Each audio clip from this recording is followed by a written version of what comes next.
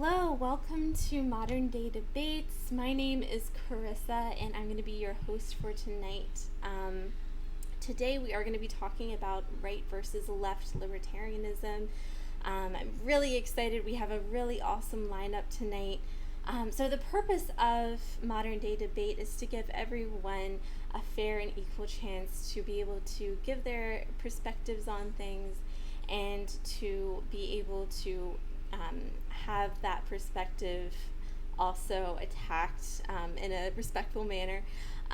So if you really like debates, we are a debating channel that covers politics and religion and science.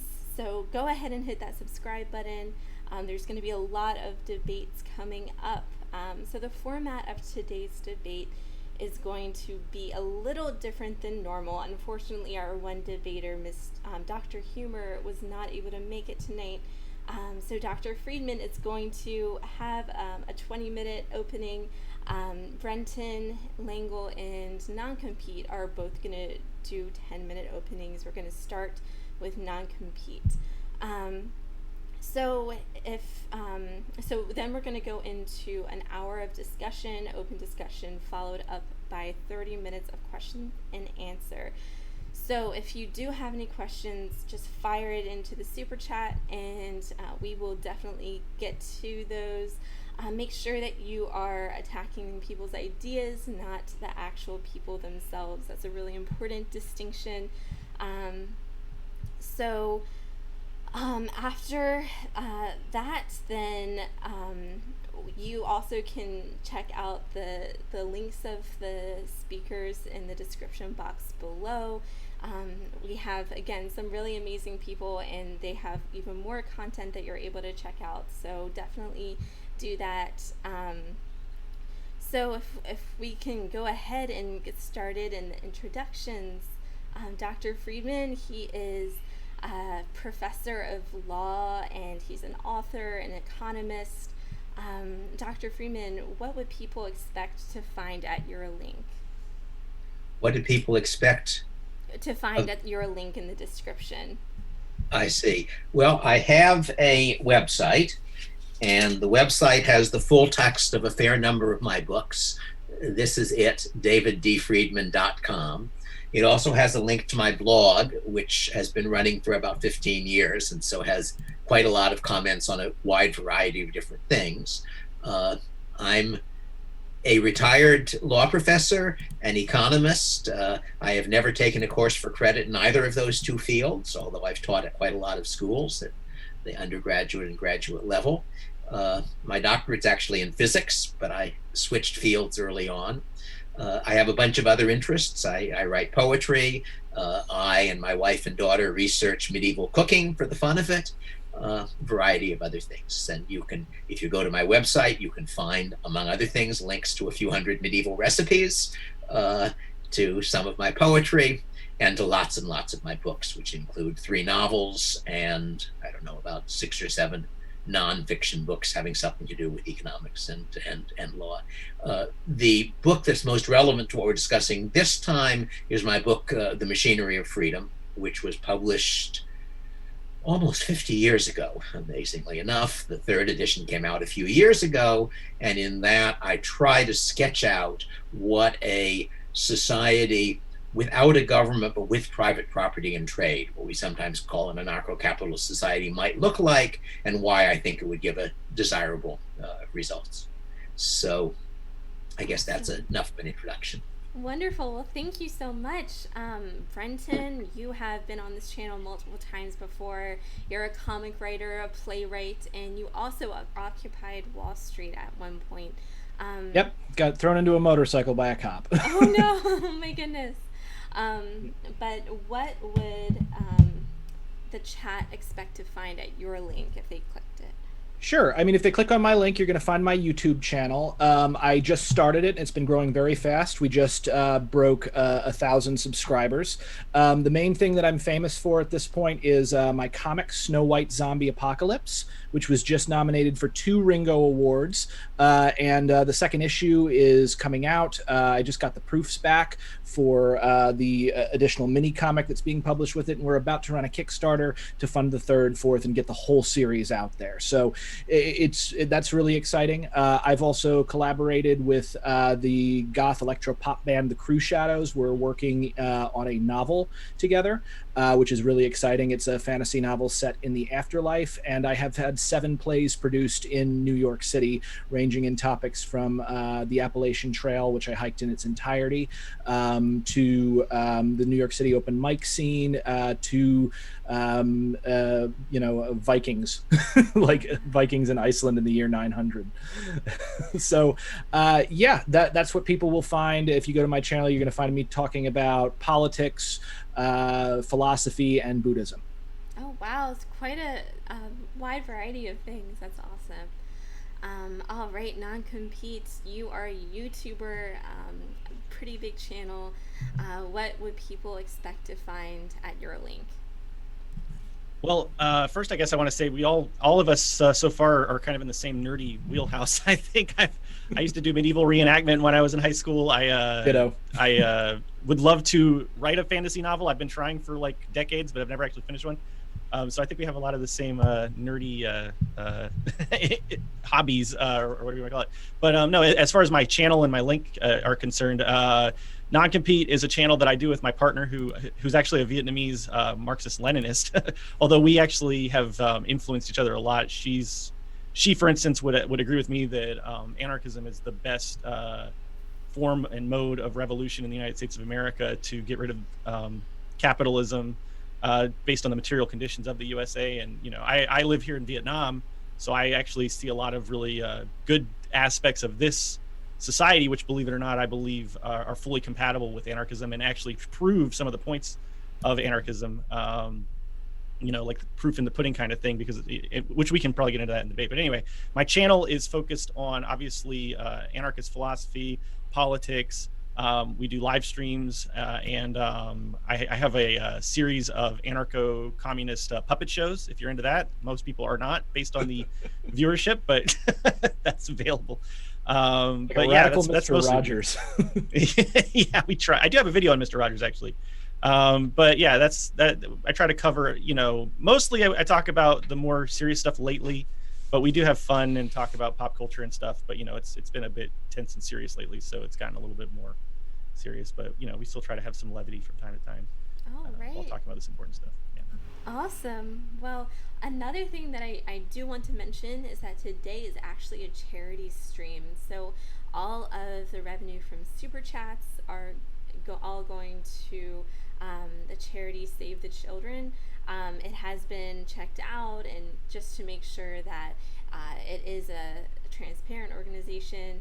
And if you would like a receipt of that, just email moderndaydebate@gmail.com, and James would be happy to provide that to you. So without further ado, we can get into the opening statements. Non-compete, if you want to go ahead and start with your 10-minute opening, we can get rolling.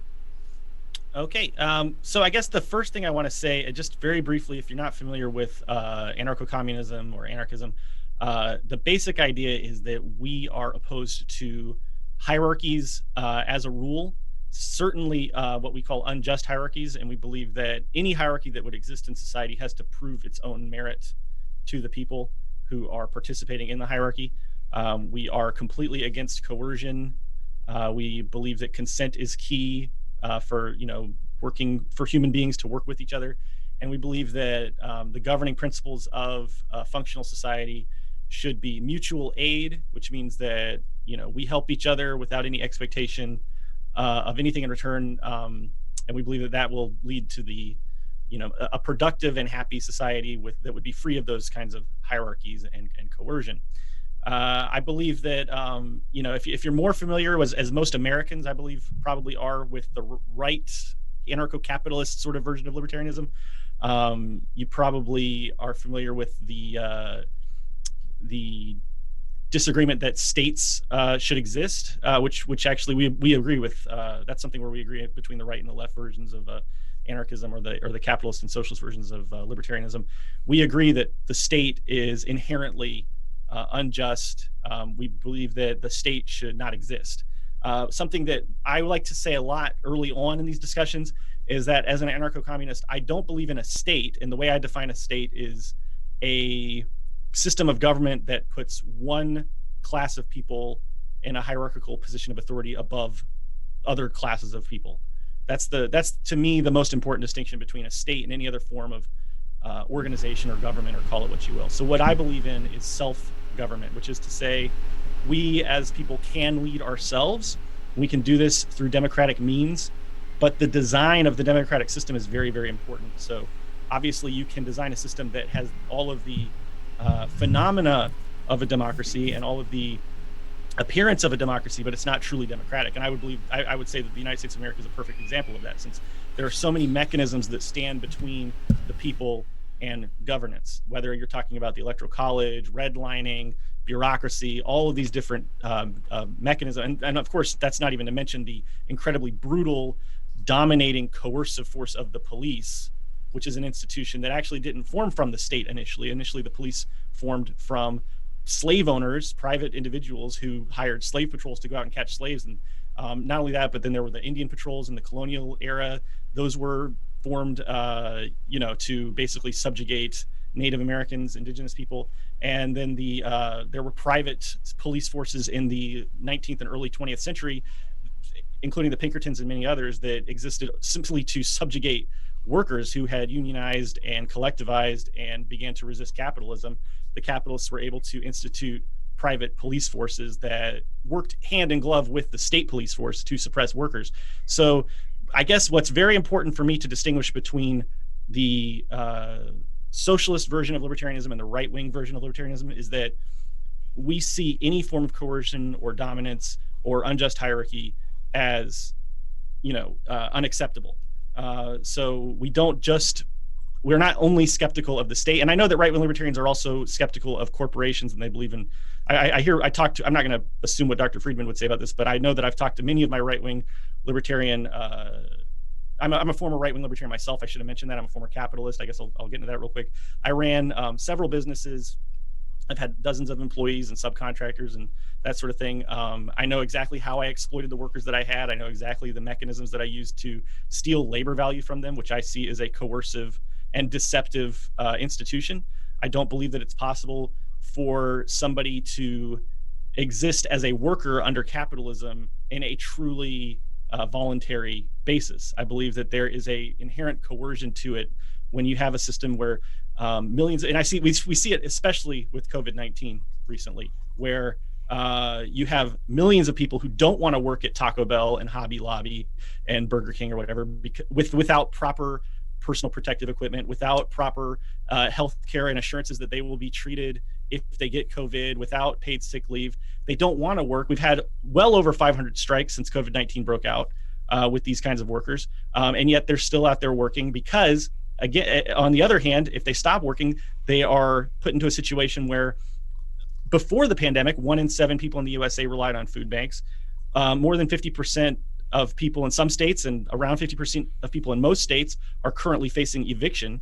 So if your choices are between work for Taco Bell without personal protective equipment and without proper health care and those kinds of guarantees, or starve and become evicted during a pandemic, I just see that as inherently coercive. Now, that brings me back to what I was going to say about the whole, this libertarian notion of, the problems aren't with capitalism, they're with corporatism. And I just want to go ahead and say, I cannot envision a system of capitalism existing where individual capitalists are allowed to own the means of production, the factories, the businesses, the heavy machinery and equipment, all the things that are needed. And nowadays, I guess you could also say things like servers, all the things that are necessary to build a functional business. If one individual owns those means of production, I don't know how you have that kind of system without corporatism eventually, or probably pretty quickly on, stemming from that capitalistic arrangement.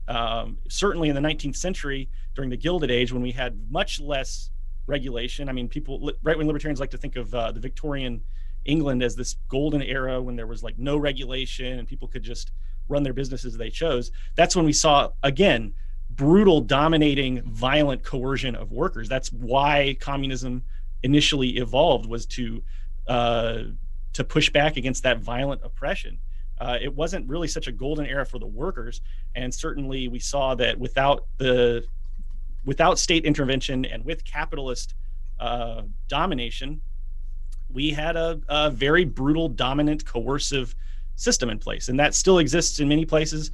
In South America and Asia today, where we have capitalist entities that have overwhelming authority. It even exists here in Vietnam, which is obviously a very complicated country. There is capitalism here, just as there is a powerful state here. So I see a lot of these problems firsthand in terms of the strikes that occur in Vietnam, and there were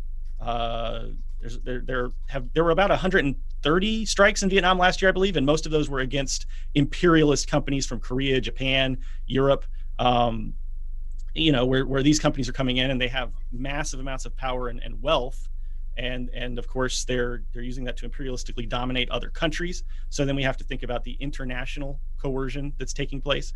There are a lot of coercive forces beyond simply the state. And in my mind, the reason that I went from being a right-wing anarcho-capitalist to being a left-wing anarcho-communist is because I realized that a corporation can have just as much, if not more power, and an individual billionaire can have just as much, if not more power than the state, especially now in this era where we have private contractors with massive private armies, which really just goes back to, it to me echoes the feudal era when we had individual lords who had their own little private armies. And if there was conflict within society, these armies would fight with each other. So I basically am strictly opposed to any form of coercion. I see the state as a coercive force, but I see that the state and capitalism as more really a dynamic system where they reinforce each other. The capitalists reinforce the state through things like lobbying, through things like investing in political candidates and then essentially owning them. Once a person gets elected, by the way, in the United States of America as a politician, and I know this because I used to do marketing for political candidates. I used to do political communications work. The first day they start raising funds for their next election campaign, and that's what they're kind of involved with primarily for the rest of their term in office. So capitalists reinforce the state and control the state in many ways, and the state in exchange reinforces the capitalists. And I just don't see any way of undermining that as long as private individuals are allowed to own the means of production. I think that collectivism and democracy are the solutions to these coercive forces. And so that's basically, I think, in a nutshell, what I believe in and the way I distinguish myself from a right-wing libertarian. Although we agree on a lot of things. I've seen lectures that Dr. Friedman has put on, and I would say we agree with at least 50% of the things that we both believe are very important in terms of designing society. So I think you'll see a lot of overlap, but I did want to distinguish early on some of the differences that I have. Wonderful. Thank you so much. All right, Brenton, if you want to go ahead and give your opening. Sure. And before I begin, I just want to say I want to really applaud Dr. Friedman. I've been going over his lectures to prepare for this as well. And I agree with a lot of what I hear. I think he's probably one of the smartest and most cogent voices coming from right libertarianism. And anybody who knows me knows I've been arguing with these people since like 2014. So it is a privilege to speak with him here. And he's being a very good sport, especially not having the handicap of not having a partner at this point. So I just want to hats off to you, sir. So we are here tonight because of one of the most fundamental ideas and ideals in Western culture, freedom. Nearly everyone in the West, with the exception of a few fascists and unfortunately an increasing number of conservative politicians, agree that freedom and liberty are good things. And that right there is the common point of agreement between myself, my partner, and our esteemed interlocutor. I think that it is fair to say that all of us agree that the goal of society should be to guarantee the greatest amount of liberty for the greatest number of people. But should is a dangerous word, and freedom itself is a slippery concept. It's all very easy to say the freedom to swing your fist ends at my nose, but in a world of exponentially increasing complexity, where we are faced with a plethora of moral and economic dilemmas that human law and even normative human morality are simply not equipped to handle in their entirety.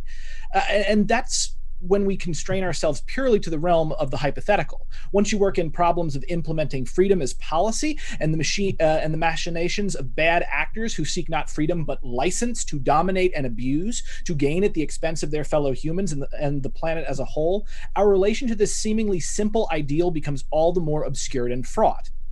Enter political libertarianism, named as such by French anarcho-communist poet, philosopher, and writer Joseph de Jacques, who coined the term in 1857. The tree of libertarianism, in its proper historical context, grew out of the more radical currents of the French Revolution and built on the still unfulfilled promise of liberalism. Anarchism sought, and indeed still seeks, to guarantee liberty, equality, and fraternity for all of mankind. For as noted by left libertarian Mikhail Bakunin, famously, liberty without socialism is privilege and injustice, and socialism without liberty is slavery and brutality. Now, Americans in particular may have a hard time understanding this because our current conception of socialism rests in the legacy of Cold War era propaganda put out by the US government. From the mouths of every mindless flag-waving politician, capitalism is based upon private property and individual enterprise, and socialism is based upon totalitarian government control and forced collective action. This simplistic lie was forced down my throat by parents, educators, government-approved textbooks, time and time again, just as the specter of the Soviet Union and Red China was trotted out over and over again to make sure that we continue to buy into America's most popular and widespread religion, that of capitalism, the free market, and the invisible hand. In short, as a red-blooded American male, I was raised to love capitalism, and I was taught from a very early age that capitalism was synonymous with freedom and socialism with a kind of Stalinistic slavery and enforced conformity. And so naturally, once I became disillusioned with the young Republican conservatism of my youth, largely over the GOP's overt homophobia and the disaster that was the global war on terror, I naturally gravitated towards the positions that Dr. Friedman currently espouses. I embraced right libertarianism, and this seemed logical and reasonable to me. That is, until I got out of college and actually got a job. One of the blind spots of popular American ideology as a country born of revolution that prides itself on entrepreneurship, individualism, and anti-authoritarianism is the fact that our actual liberty is not really under threat from our government. Unless, of course, we are part of a minority community. The fact is that the greatest imposition on our freedom comes from our jobs. In short, we all need money to live. And if we do not obtain this money, we will very quickly find ourselves denied food, shelter, and crucial medical care, and we will be within the crosshairs of law enforcement. The only way to obtain this money is either to be born independently wealthy or to agree to sublimate our will and spend the majority of our infinitely valuable time on this planet between cradle and grave under the direction of an employer. Now, you might say you can work for yourself, and yes, some of us can, but not all of us, and not even the majority. A neo-Jeffersonian society dominated by independent contractors is economically unfeasible and impossible, and so this is not a solution. Similarly, my interlocutor might say, you're free to get another job, one more to your liking. But he damn well knows that isn't really a solution either, because a statist could just as easily say, if you think taxation is theft, you're free to go somewhere else. Love it or leave it is not a solution. There is nowhere else to go. And that there is where we come back to the traditional libertarian philosophy, which is to say classical anarchism, the philosophy of Peter Kropotkin, Emma Goldman, Pierre-Joseph Proudhon, and Mikhail Bakunin. Ultimately, what left libertarianism is a critique of power. And what is power? It is the ability to increase or decrease a person's available options at your discretion. Left libertarians do not like power. Why? Because power by its very nature is coercive. And let me say that again. Power by its very nature is coercive. Power and tyranny go hand in hand. They are two sides of the same coin. This is why we have the phrase power corrupts. And I'm sure Dr. Friedman would agree with me when we talk about political power. But what he does not seem to realize or refuses to acknowledge is that wealth is also power. Or if he does, he'll claim that wealth is justified power.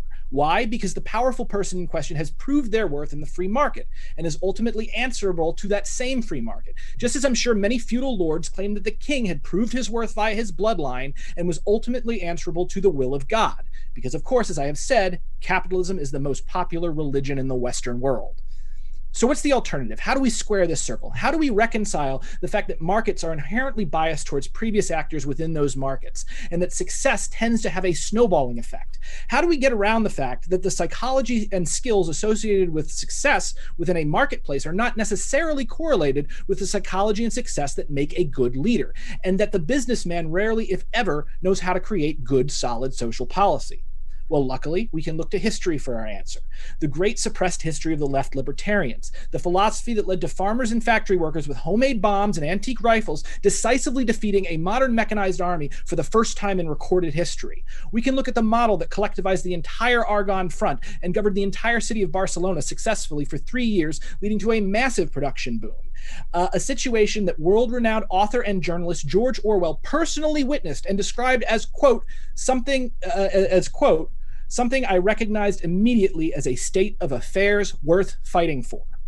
We can look to the recovered factories movement in Argentina, where after a few years of hyper-capitalism that ravaged the country's hundreds of workers seized their shuttered factories, which were currently being stripped for parts and sold off by their owners, and ran them democratically with no bosses so that their friends, family, and loved ones would have food in their bellies and a roof over their heads. We can look at the Zapatistas in Chiapas and to the PKK-YPG in Rojava, who successfully defended their families from the threat of ISIS while carrying out a previously unthinkable progressive socialist revolution in the Middle East.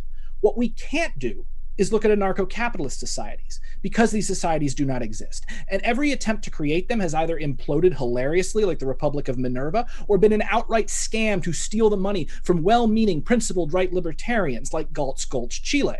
The times in history when private property and the free market were in total command of a society have been monstrous human rights failures. For instance, the Congo Free State, in which 20 million Congolese were murdered by Leopold II of Belgium, a crime rivaling the Holocaust and the worst Stalinist purges, and all of this was to gain a sum of rubber and minerals with no other guiding ideology but the law of profit and loss.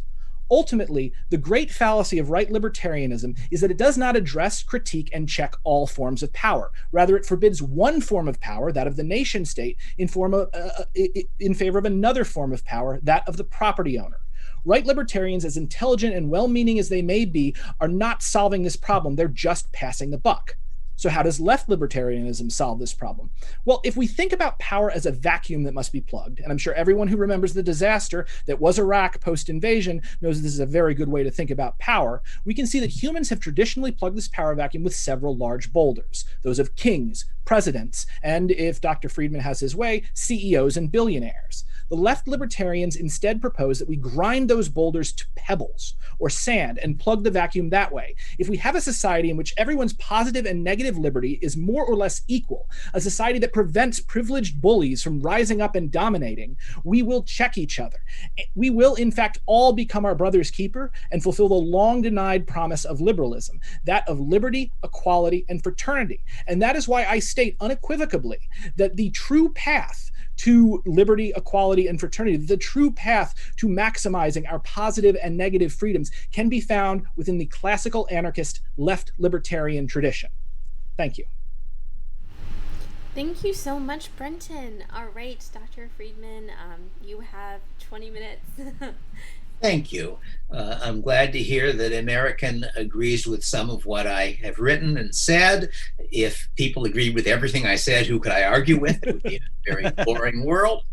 I don't think the terms right and left are really very useful. I think it a little odd to say that I'm so far right that I'm in favor of open borders and drug legalization. And I would like to describe the system I'm defending, which is, I think, the system that my opponents are critiquing, as proprietarian anarchy. That is, as a system where you do not have a government and where individuals coordinate by voluntary interaction within institutions of private property and exchange. And that includes the possibility of large firms, small firms, of individual people who self-publish, a great number of different possible ways it can happen. The fundamental problem that all societies face is what economists call the coordination problem. That the world is full of people with different abilities and different objectives. And for anybody to achieve his objectives pretty nearly, he requires coordination with a very large number of other people, thousands, maybe millions. The sort of standard example that people like to give is making a pencil. If you think about it, making a pencil requires wood, requires chainsaws, requires steel, requires gasoline, requires copper, requires coal, requires iron ore. Once you think through all of the people who have contributed to making a pencil, you're probably talking of something over 1 million people.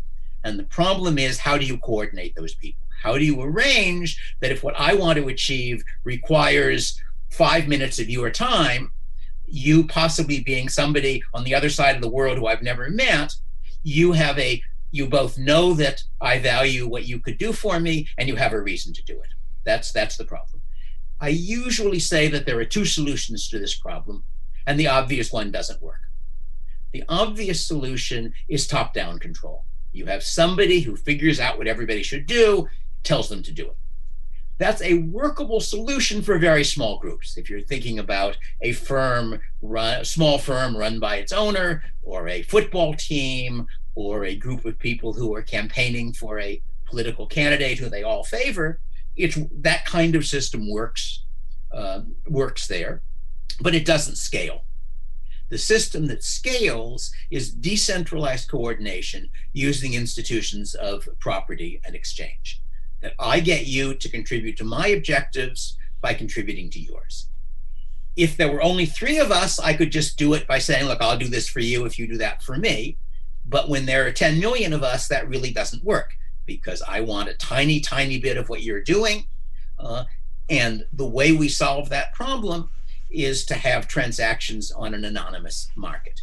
We have private property and some form of money and trade. The fact that I need something means I go out on the market and try to buy it.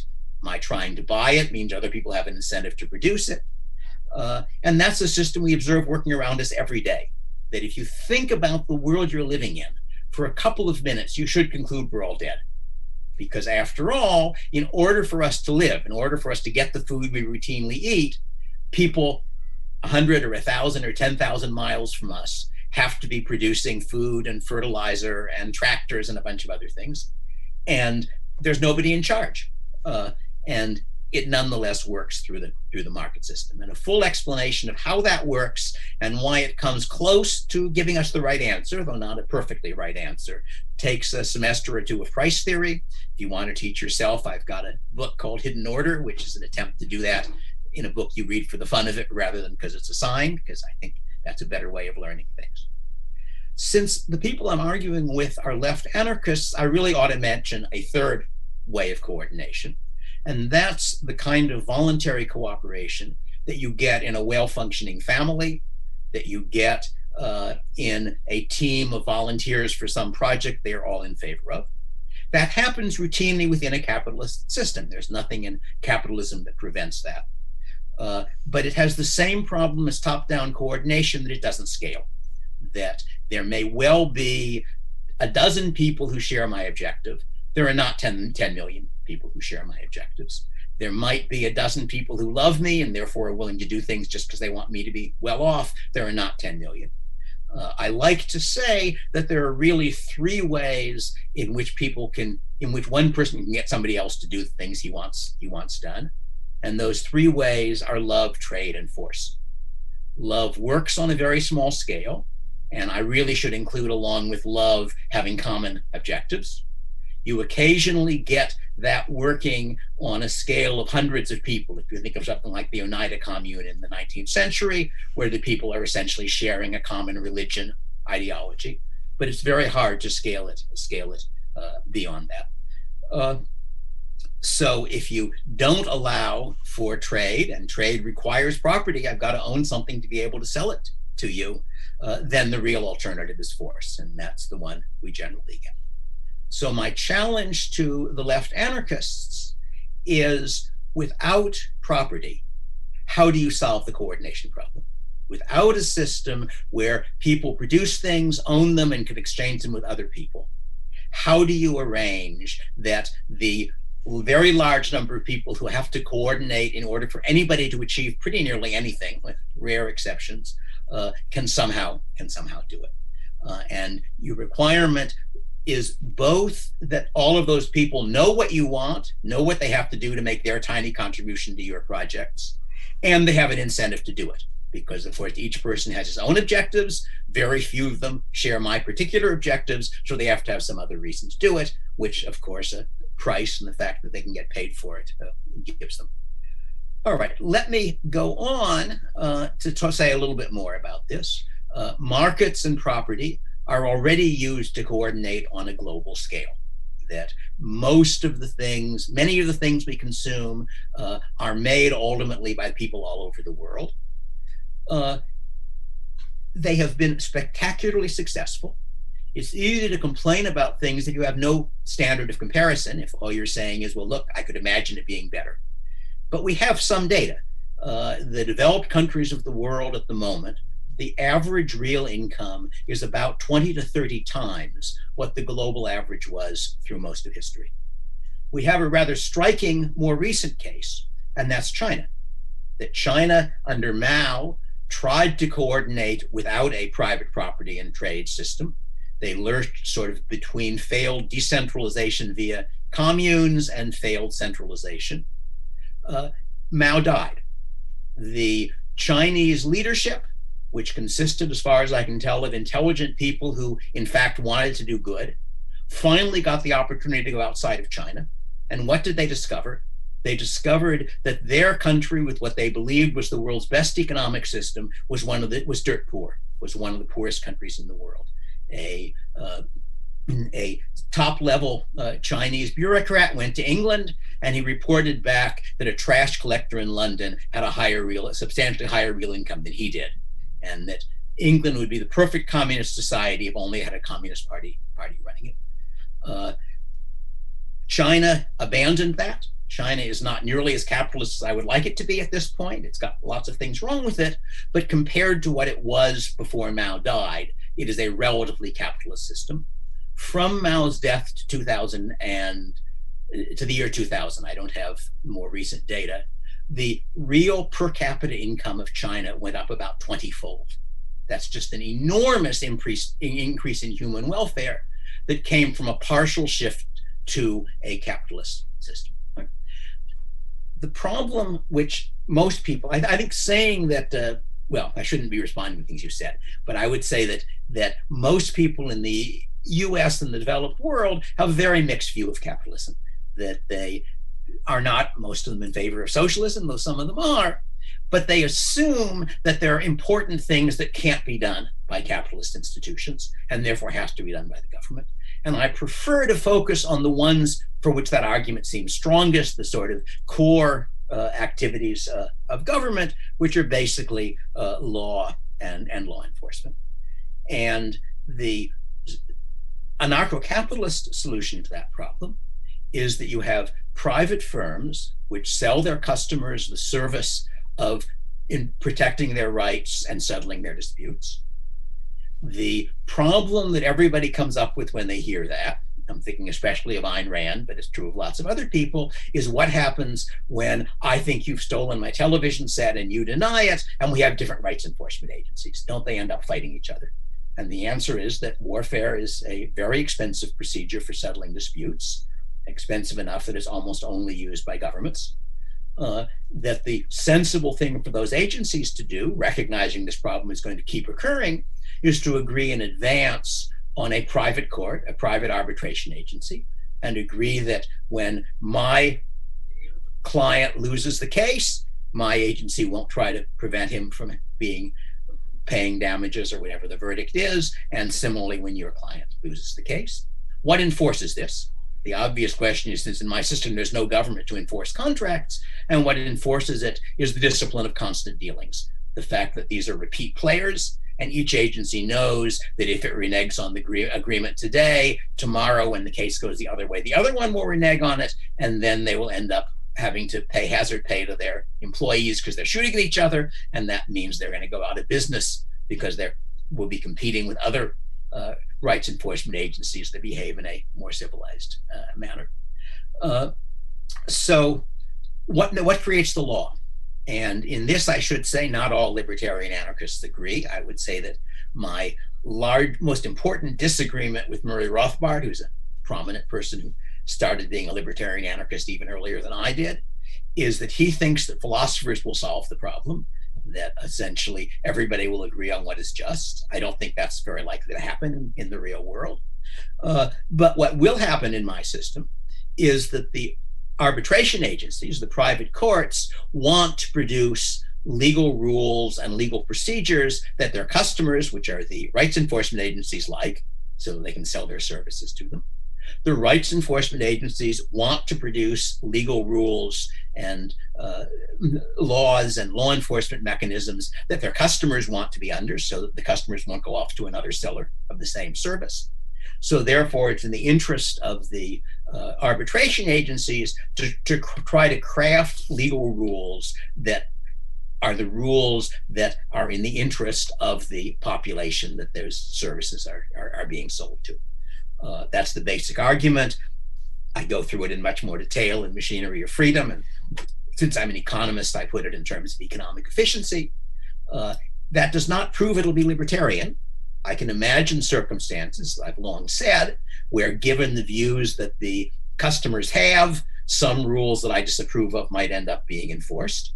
Unfortunately, I don't know of any set of institutions that prevents that, since I can't control the people in a system once I imaginally set it up. But on the whole, liberty works. I think that's one of the things that libertarians tend to agree on. And if on the whole liberty works, then legal rules that are the ones people want to live under will tend to be rules that enhance liberty, that it is uncommon for it to be worth more to you to oppress me than it is to me not to be oppressed.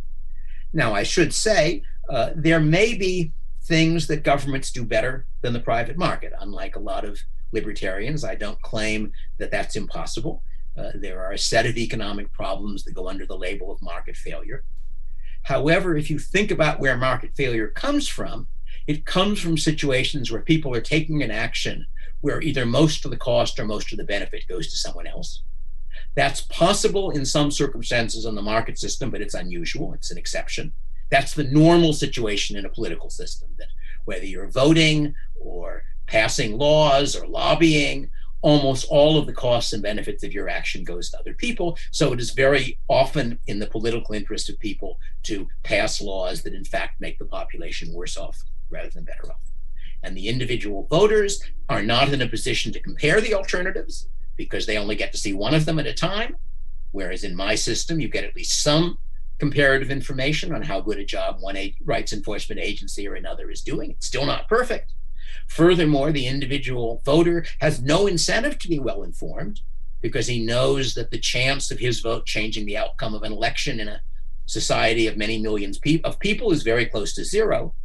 Whereas in a market situation, whether you're buying cars or buying law, you know that your choice to some significant degree determines what happens to you, and therefore you have an incentive to try to do a rational job of being informed. Now, there are problems with this system, and since I've got more time than I originally expected to, I should say there are a set of potential problems. One of them is national defense, and it's not clear how under either my system or your system we defend against foreign countries that might want to conquer us. There are circumstances in which we might be able to, but that's going to depend a whole lot on the culture of the society, how powerful and aggressive our neighbors are, and things of that sort. A further problem is that if you end up with only a small number of rights enforcement agencies, they might decide that robbery is more profitable than business. They might, in effect, cartelize and reinvent government. So therefore, the system is likely to be stable if in equilibrium the rights enforcement agencies are small enough so there are quite a lot of them, unstable if they're large enough so there are only 2 or 3 or 4.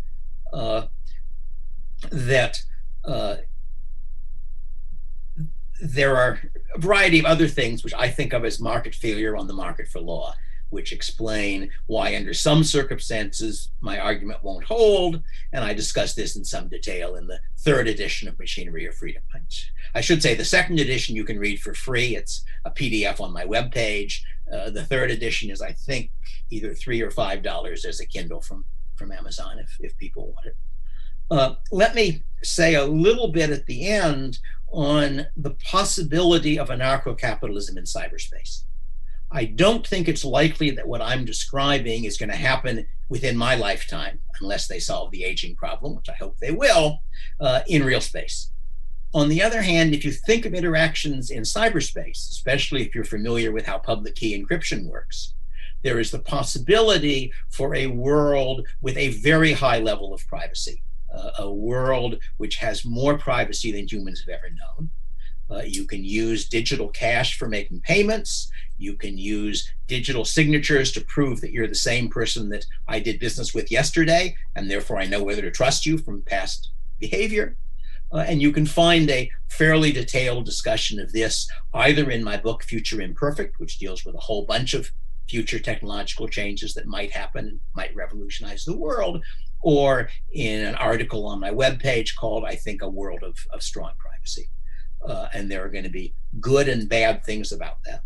One interesting possibility is that if we end up with a world where most of what people do is in cyberspace, which I think is at least possible via virtual reality and such, we then also have a world where individuals are very mobile.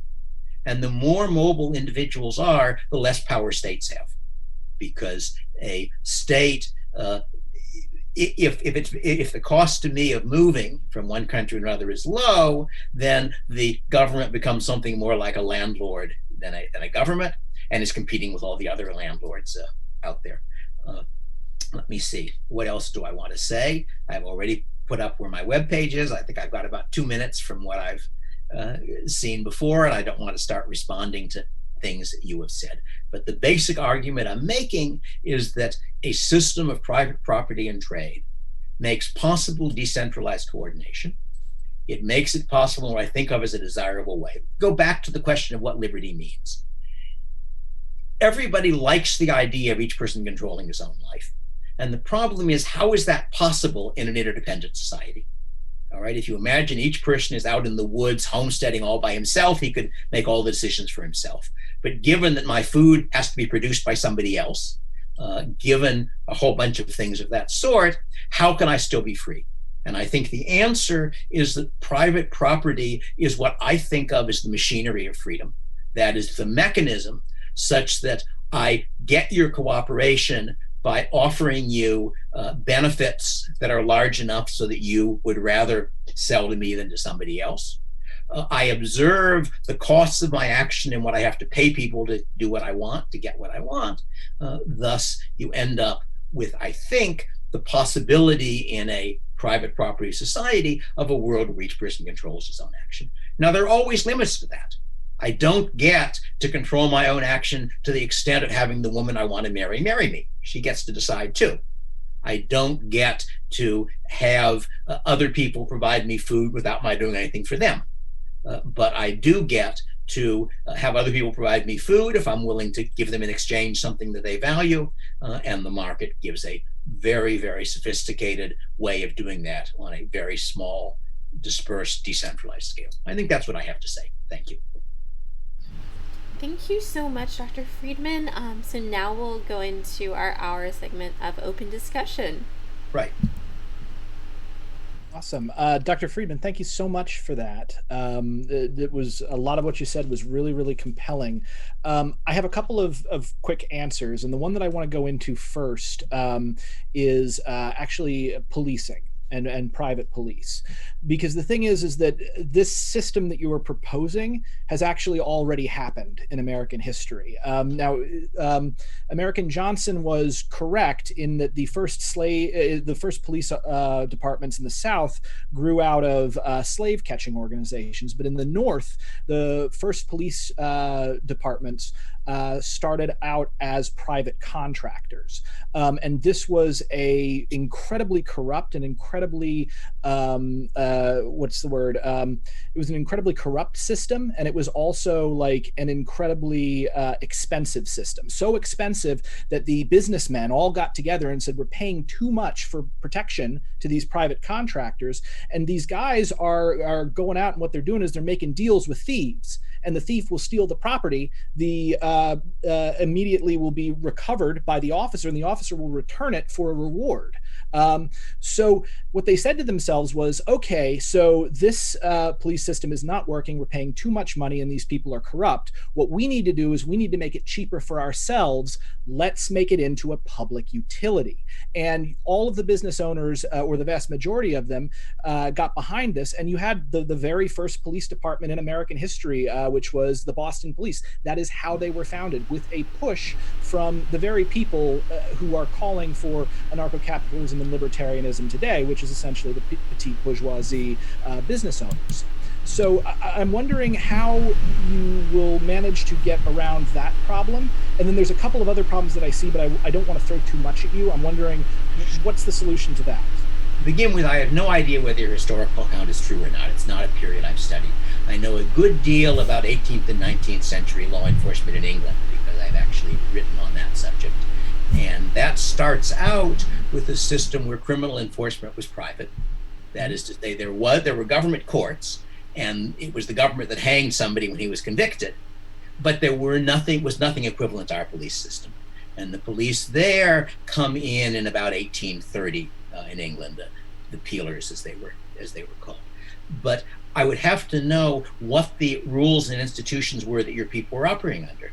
Because were they, for example, themselves liable if somebody sued them for doing something wrong? I should say the business about stealing and then selling it back. I don't know if you've ever seen the Dry Groschen opera, the Threepenny Opera, but the central. I'm familiar with it, but I haven't seen it. All right, the central figure of that is based on a historical figure who combined the professions of thief-taker, recoverer of stolen property, and large-scale employer of thieves. And he did that for about 10 years, and they finally caught him and hanged him. But then various people wrote books about it because he was an interesting and colorful character. So that's clearly a problem. But in the system that I'm describing, the police who are dealing with me are the ones of the firm that I've agreed to, that I've hired. I could hire a different firm. If the police who are working for me behave in that way, I will find somebody else to do it. I think, by the way, the idea that the petty bourgeoisie are the supporters of anarcho-capitalism is a little bit optimistic. I'd be delighted to have more supporters of anarcho-capitalism. I think there are probably 2 billionaires I know of who are somewhat sympathetic to those views. But as far as I can tell, most of the anarcho-capitalists are academics, students, people of that sort. So, and I don't think that the business people you're describing, at least in the 19th century, as far as I can tell, as later, businesses, naturally enough, given that there was a government, tried to get the government to do things that would benefit them. Standard example is tariffs, that the relevant economics were worked out by David Ricardo a little over 200 years ago. And I think most economists since have agreed that, with certain exceptions, as a general rule, a tariff hurts the country that imposes it. Nonetheless, with the 2 notable exceptions of 19th century England and 20th century Hong Kong, pretty nearly every polity had tariffs. And the reason for that, I think, is that the beneficiaries of the tariff are a concentrated and well-organized interest group, a particular industry, 8 firms or something. They can cooperate pretty well to raise money to bribe politicians to pass the tariff. Right. The losers are most of the population. Yeah, like Chomsky talking about in a developed society, the certain cartels essentially will seize the levers of power and make sure that the government subsidizes them. That's essentially part of what's odd about it is realizing it's not a matter of certain people get benefited. You can easily enough have a case where the same person is getting $10 at a cost to other people of $20 because he's owns stock in a steel company, and is paying $20 for something that ought to cost $10 because he's flying on an airline, and before deregulation, the government had cartelized the airlines and was pushing the prices up. So it's tempting to think, and many libertarians on my side do, of sort of a ruling class who are getting the benefits. But it's worse than that. It's a system where in one role, I get a benefit that costs you more than I get. In another role, you get a benefit that costs me more than you get. It's sort of that's a very good point. EJ, do you want to? I have more questions on law enforcement, but do you want to take this? Well, I just wanted to. I guess I would jump in real quick and first of all just say there are multiple accounts throughout history. You know, like the Homestead strike is probably one of the more well-known examples where the 300 Pinkertons were hired and given Winchester rifles by the Homestead by Henry Clay Frick, who basically hired these mercenaries, this private police force, to go and brutally suppress workers. And I guess that would be one question: is like, how do you stop a capitalist who has accumulated enough wealth to where they can hire a pretty large private army like that to stop workers from collectivizing or from doing anything that they don't want the workers to do? There are plenty of other examples, like the way that Coca-Cola and Ford treated workers in South America, where they would just literally assassinate strike leaders and unionists and that sort of thing.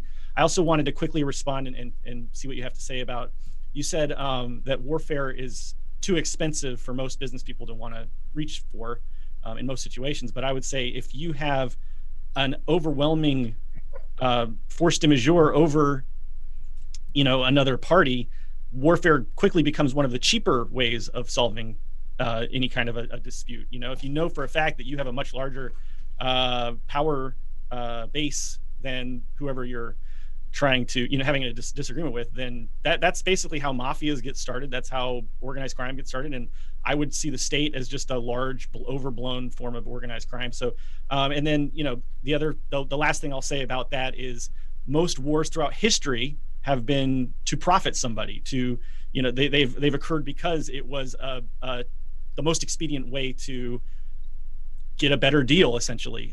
So I guess I just wanted to push back a little bit against that idea that warfare is too expensive for these large, powerful capitalists to do, to enact. If you have a society with enough inequality, you're going to have a hard time getting attractive results with any of the systems you're considering.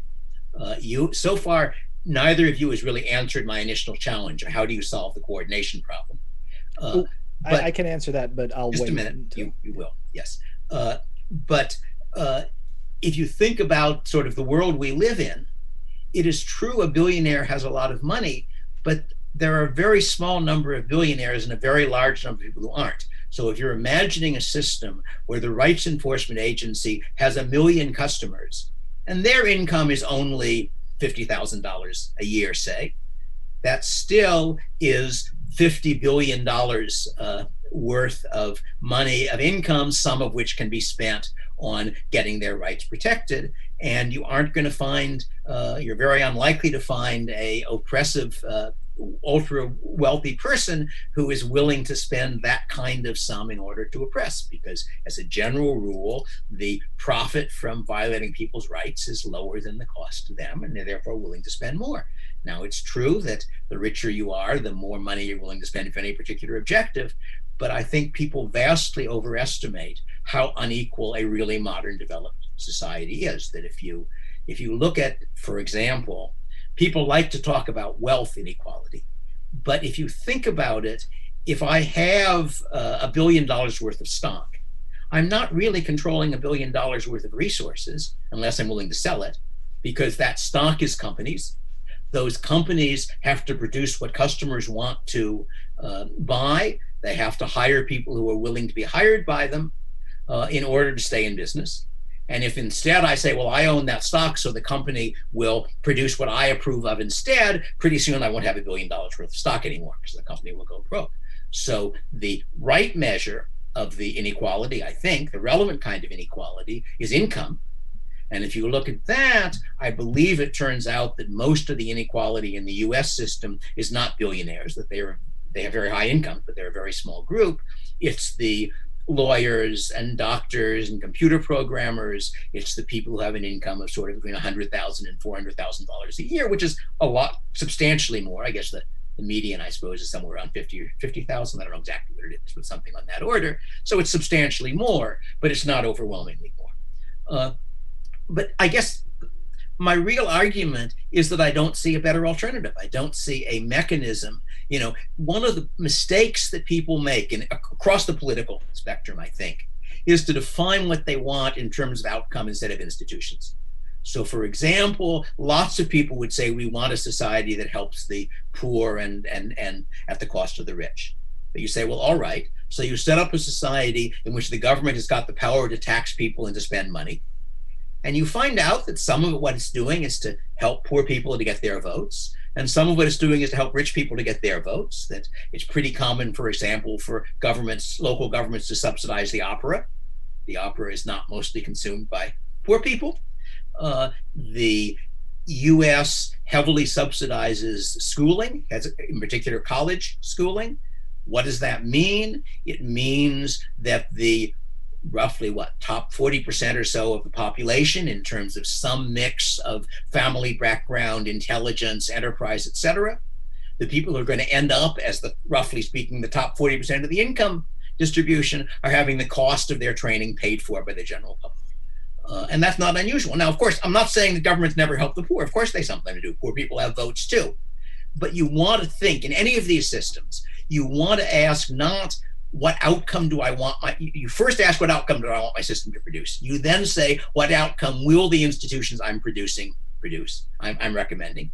And I would have to have a clearer idea of the institutions you want. Because there are lots of sort of small scale things that fit what you want and that on the whole I approve of. You mentioned having been involved in historical recreation. If you look at what happens in the Society for Creative Anachronism, which is where I've done most of my historical recreation, there is a fairly lively gift economy. That is, there's a system where people do things, give them away, and there's some understanding that you get some credit from that and other people do things for you. As you may know, I think one or the other of you had written something on Saga period Iceland, and there's a line in Havamal, no man is so wealthy that he objects to receiving a gift in exchange for his gift. And that's how a gift economy works. And it's a more informal than a sort of property trade one. It is a workable mechanism, although I don't think it scales as well as the modern system. But within a relatively small group of people, it certainly does. One of my current projects, one of my hobbies is lapidary work, cutting gemstones. One of the things I want to encourage in the SCA is people making historical jewelry.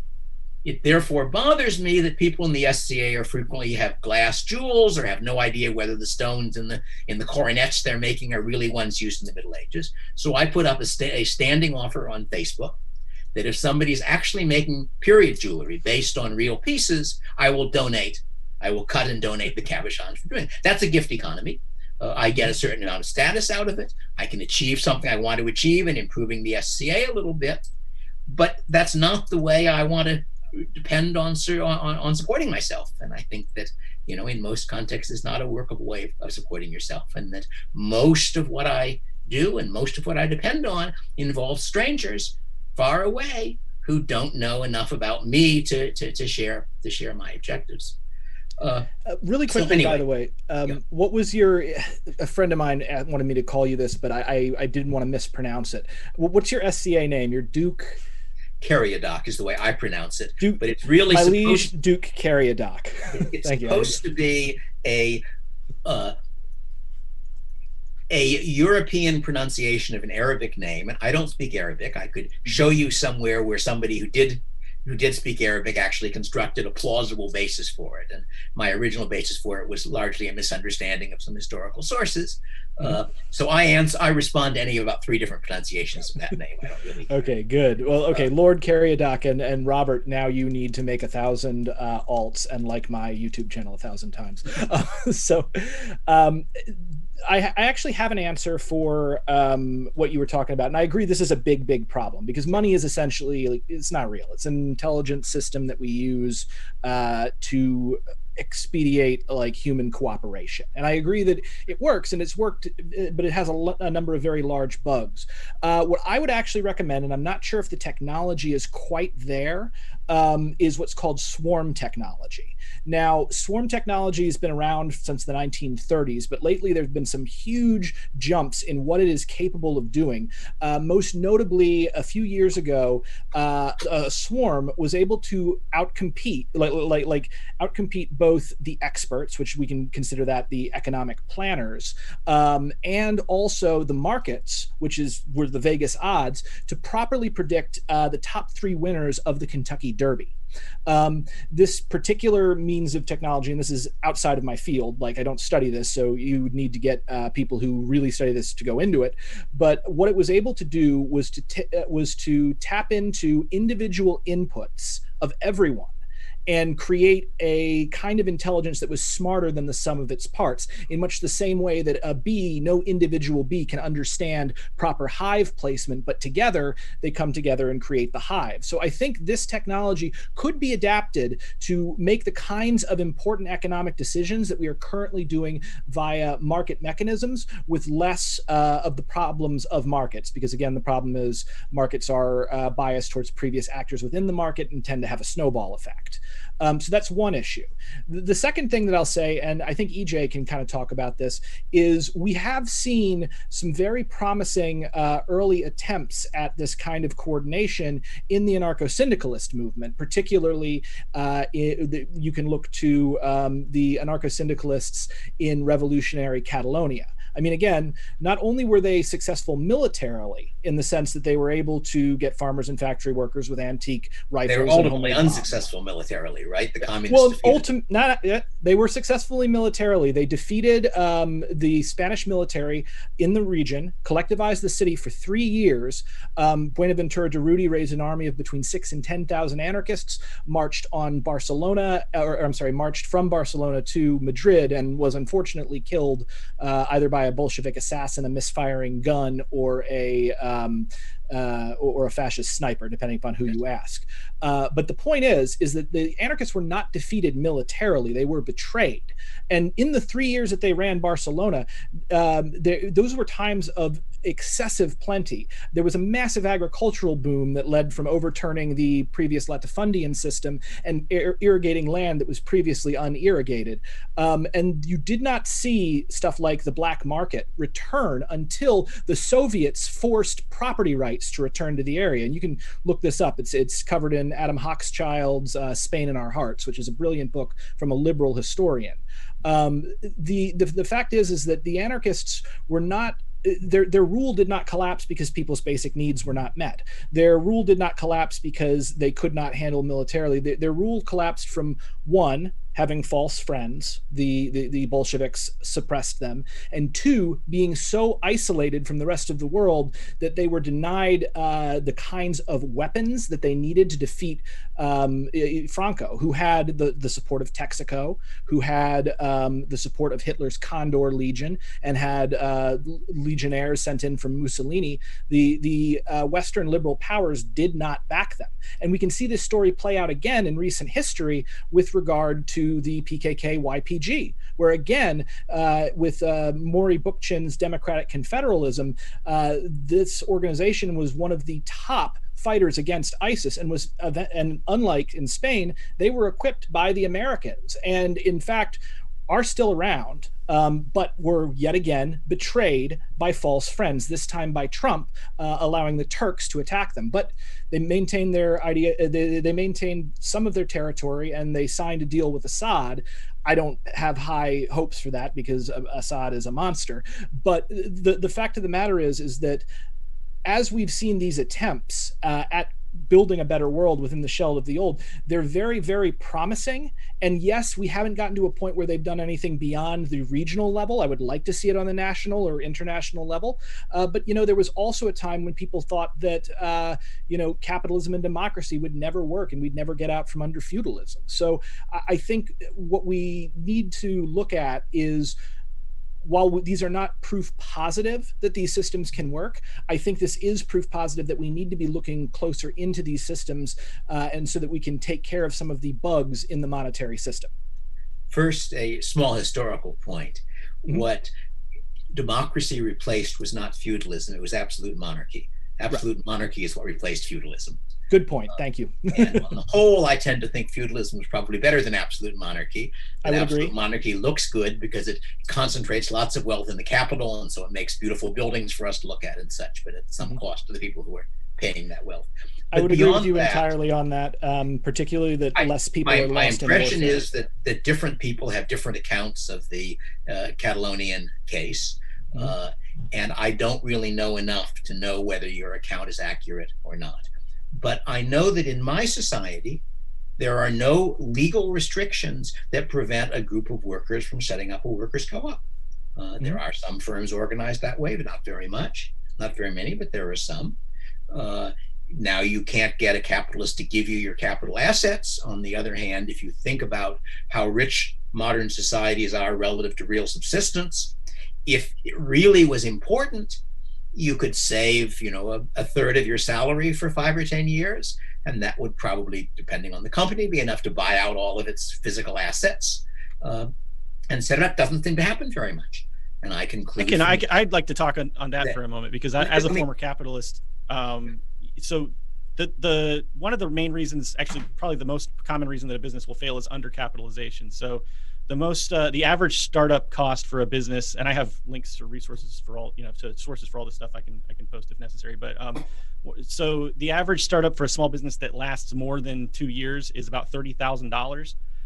The average worker in the United States of America makes about $30 in real income, and has less than $1,000, around $30,000. I have a link to that if that's under dispute. But say of real income, I don't know what you mean. Well, $30,000 is what, not per capita, so you're not taking billionaires. Take the median. I don't think the median salary of an employed worker is not anything as low as $30,000. I'm pretty sure. You could show me your sources. Let me find my source here. It's here we go. Real personal income in the USA. If you need to screen share, you can go ahead and do that too. Yeah. Well, it's from the FRED, Economic Data, Economic Research, real median personal income in the United States of America. It's currently sitting at about $33,706 as of 2018. When you say real? From the U.S. Census Bureau. No, but real income normally means income adjusted for inflation. That's the usual meaning of the term real income. And so you'd have to know are those in current dollars, or are those in? This is as of 2018 according to the U.S. Census. So but what are the dollars it's being measured in? You're saying that it's real income, not income. Nominal income would be the income, the number of dollars people get. Real income would be the number of dollars divided by the amount of inflation since whatever date they're defining it in terms of. So you'd have to know what that was.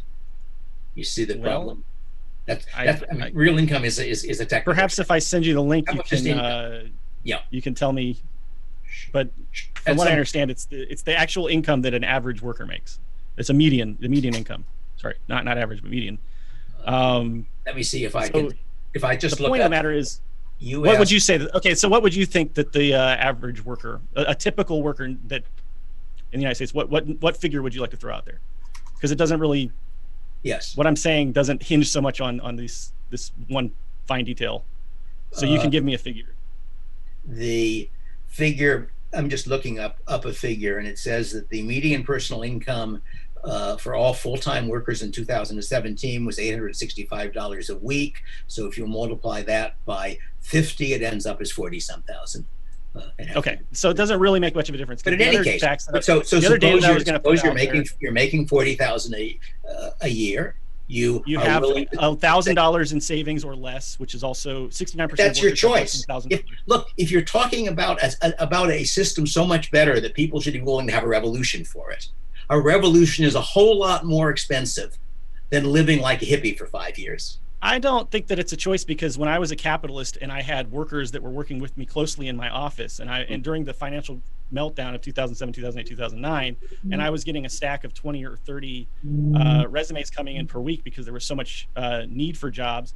My employees definitely didn't want to work for me. I had a few employees who wanted to move to New York, who wanted to get other jobs, who wanted to do other things, but they were tied down to my company and basically couldn't quit. They were essentially coerced by the market and by my position of authority over them into doing whatever I told them to do for that period of time. So it wasn't really, there are other power dynamics. I wanted to mention this. There are other power dynamics beyond simply the dynamic of, I have $50,000, we can all collectively. So if I'm your employer and you wanted to have a dispute with me with your personal police department or conflict resolution department or whatever, and I'm your employer, I have other options. I could fire you. There are other power dynamics. And you can fire him. You can quit. Right? It's yes, but look at the COVID-19 context right now. If somebody wants to quit working at Taco Bell, the fact that you're constrained not to always do what you want is somehow something imposed on you. In order for somebody's got to produce that food. Why can't they collectively own the means of production is the big question. But in that case, so they collectively own the means of production, and that means that somebody's got to compel the farmer to work. That's not how it's worked for thousands of years in agricultural societies. I mean, if you look at the work of Yochai Benkler, who talks about crowdsourcing and collectivization, and does comparative studies of all the fields of science right now, they're all moving towards a more mutual aid, crowdsourced, collectivist form, including businesses, because it's what Benkler is finding is that all these fields of study are starting to move away from that. Everybody is competing with each other and everybody is pitted against each other, to this more mutual aid aligned principle. Now, what Benkler found is that in some instances, people are cooperative. In some instances, they are competitive. It has a lot to do with the system design. So in systems that are designed more for cooperation, people tend to be more cooperative. I think that kind of makes sense. But in large scale, collectivization and crowdsourcing and working together is becoming more the norm in all these fields of study. And if you look, for instance, at something that I've worked in, which is marketing and media production, that sort of thing, and web development, that sort of thing. 20 years ago, nobody would have ever thought, they would have thought it was ridiculous to say, oh, why don't we put something out there and we can just let people voluntarily come up and crowdsource information for us to use for a model for this project. 20 years ago, you would have been laughed out of the room. Now it's the norm. Now it's very much. That sounds to me like the way in which the academic world has been running for something well over a century, right? I mean, the open source approach to software is really an application to the producing of software of what's really been the academic model for a very long time. And that is that people write articles mainly in order to improve their reputation, in order that they can get jobs at universities or other places, just as people write open source software in order to improve their reputation so that employers will hire them. That the source has to be public. If you write an article and you say, here's my conclusion, but I won't tell you the evidence, nobody's going to listen to it. So that's not something new, but the question is, in the society as it now exists, there are no laws preventing people from interacting in this way. Some people, some of the time, do, and yet you do not. Circumstances, even if they're not laws, there are other forms of coercion. So there are circumstances that can coerce somebody. Do you agree with that? There are other forms of coercing people. So, for instance, if we were on I hate to use these can I jump in real quick, because I have kind of a personal thing here that I think might be able to illustrate this. So one of the reasons I first went to Occupy Wall Street was my wife. My wife was diagnosed with Crohn's disease and needed about 4 surgeries. Now, and this is a lifelong illness. She actually, even to this day, we cannot have her not have health insurance for even a week. As a direct result of that, the types of careers that I can pursue are limited. And my choices are limited as to who I can actually take a job from and what I can do, because ultimately I'm dealing with a spouse that, if she doesn't get her medicine, could die. And a lot of people are dealing with these similar problems. I even think, and you don't hear a lot of politicians talk about this, but I even think that the push against universal healthcare is in a way a push to help either directly or either intentionally or unintentionally, to help the larger corporations that are the only ones who can actually provide healthcare compete against the smaller corporations and the smaller startups that can't afford these ridiculous insurance rates that we have in the United States. So right there's an example of a outside coercive force that puts a lot of pressure on my individual choices of what job I can take and when I can quit and when I can't. I have a problem with the way you're using the term coercion, because I think of coercion as something that people do to you. But in your sense, we are all coerced by reality. right? I am coerced in a very serious fashion, which you aren't yet, but you will be. And that is that given my present age, it is unlikely that I will be alive 30 years from now. You can call that coercion if you like, but I don't think it's useful to use the same term for that as the form of coercion that comes from somebody coming up to me, sticking a gun in my ribs and saying, do what I tell you to, or I will shoot you. Those are different. What if I say, do what I tell you to do, and you will starve? In any set of institutions, whatever your institutions are, you are going to be constrained by reality, that there are going to be things you want to do. If the woman I want to marry won't marry me, I am coerced. That is to say, I can't get something of enormous importance to me. I don't think you can say the fact that in this society, people sometimes end up having no choices other than the ones they're making. It's not sometimes, though. It's like, it's very, very common. I would say it's the norm for most people to have a very small set of choices where they're confined to work for a capitalist or starve. And it's not a situation where they're voluntarily going in and saying, okay, I'll work for you and then you pay me. And then it's not this voluntary. But that is the fantasy. Deal. Because if you don't work for, what if somebody who is working for Taco Bell right now during a pandemic going to do if they don't want to work for that Taco Bell? What are their options? Realistically, work for another capitalist. Company. Exactly. If they're not in California, they get to work for Uber or Lyft. And I've been an Uber driver, and I can tell you that's a very coercive relationship. And it's not just a coercive relationship between me and Uber, it's a coercive relationship between me and the passengers as well, because if you get less than a 4.5 star rating, you lose your job. So basically, if somebody just says you didn't do a perfect job, then at least that was the way it was when I was driving. So I'm sitting here where I have this coercive relationship where I have passengers in the backseat of my car who, in many cases, were saying things that under normal circumstances, I would have kicked them the hell out of my car, but I couldn't do that because my job was on the line. Now, the point I want to make really quickly, because I think you were talking about reality and that we're all subject to the material conditions of reality. I completely agree with that. I want to quote John Locke here, who said, John Locke, it can be coercion, but it can also be a positive thing as well. Nature is nature. It is what it is. Reality is what it is. So it's just this. It's the rules we all have to play by.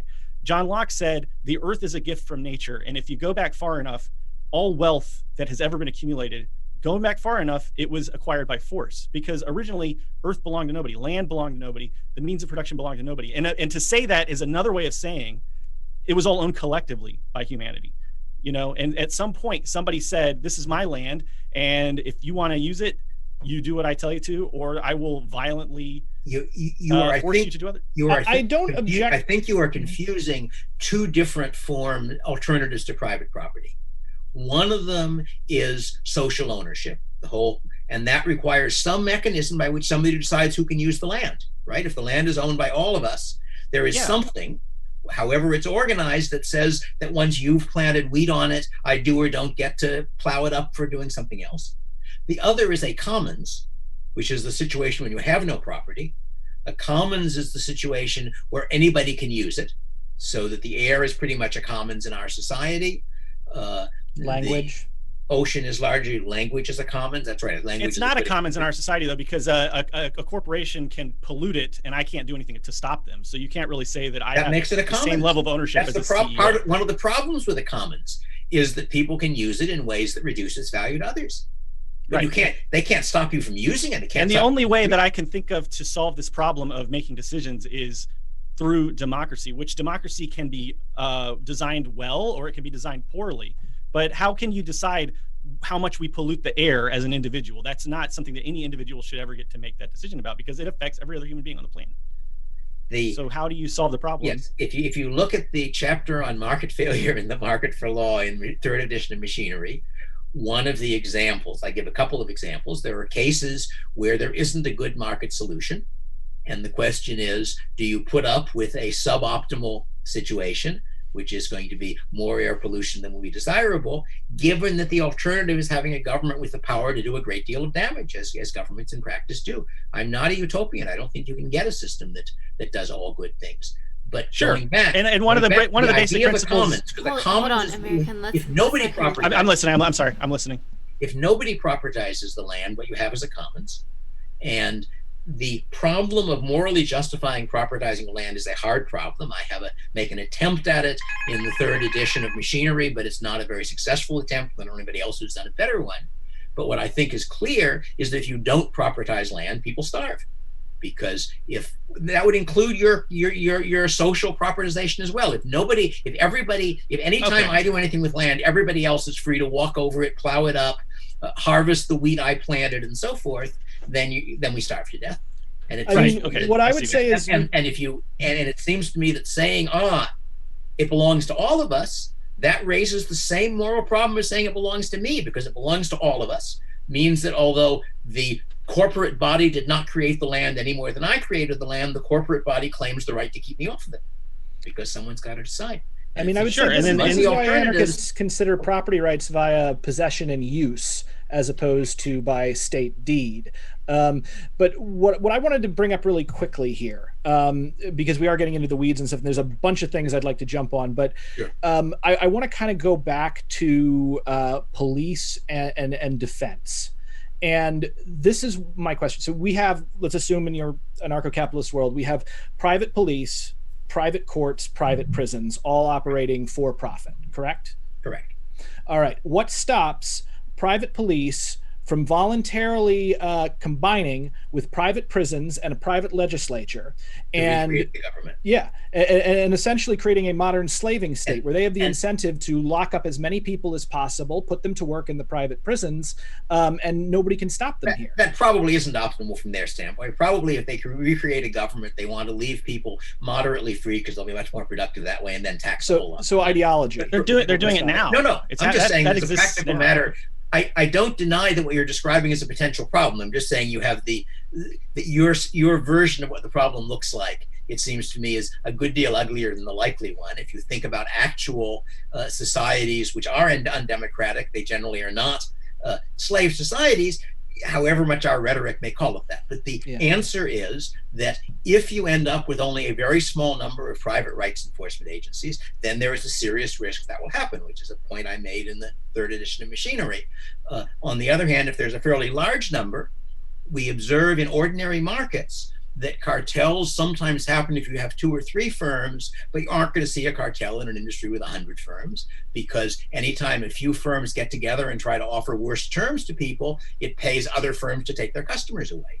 So you don't see a cartel of restaurants. You don't see the only cartel of barbers you get is the one that the government supports, namely barber licensing in many cities, which holds down the number of barbers, but you don't get it happening through the private market. So I think the answer is that but of course the same issue arises in your system. Given any system at all, you have some mechanism for preventing people from doing bad things. Sure, but it's disincentivized. What? In a left libertarian system, that is disincentivized because you cannot become wealthy in a left libertarian system. What do you mean you can't? You mean the system says you can't? No, I mean literally, you can have people who are working as slaves for you.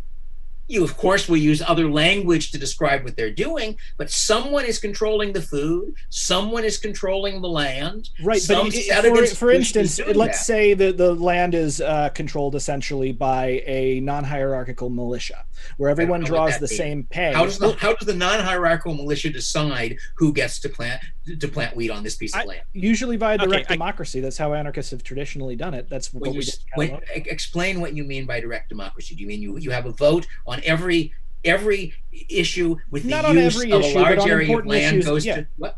Not on every issue, but on important issues that affect all of us. Usually it's done through a general assembly. So we did this at Occupy Wall Street, for instance. Certain things that were less important, people just went and did and handled on their own. Other times when there was a big decision to be made that affects the entire community, we would use direct democracy and people would vote via consensus. And so what happens in that system? What happens in that system if just the equivalent of what you were worrying about in my system, I put together a coalition of 60% of the people, and we say, well, we can do whatever we want. We're going to get a majority of every vote.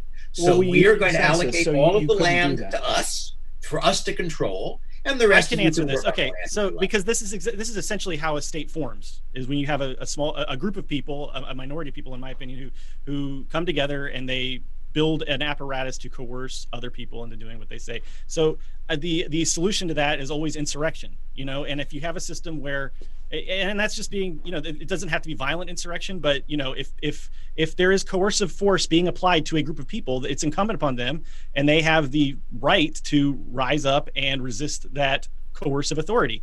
Now, under a anarcho-capitalist system, if they have if the capitalist has all the wealth and can hire the more cops, but the capitalist doesn't have all the wealth. The capitalists, at least looking at the ones we have here, capitalists have of the total income much less than half of it. And that's what's buying things. What I might point out, by the way, is we're assuming that all of these states, like when you talk about it being two or companies, are all operating on like a single currency. Whereas I think in reality, when we've seen this, they would be minting their own currency and passing it out to like people like in company towns.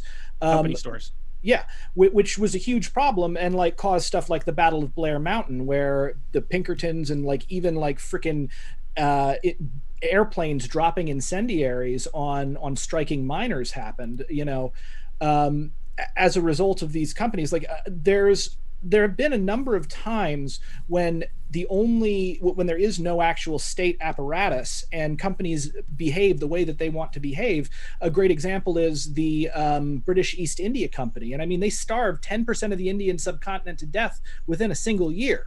I mean, they cut a swath of destruction that we are still dealing with today, and it didn't stop until they broke on the rocks of Afghanistan, because Afghanistan is where empires go to die.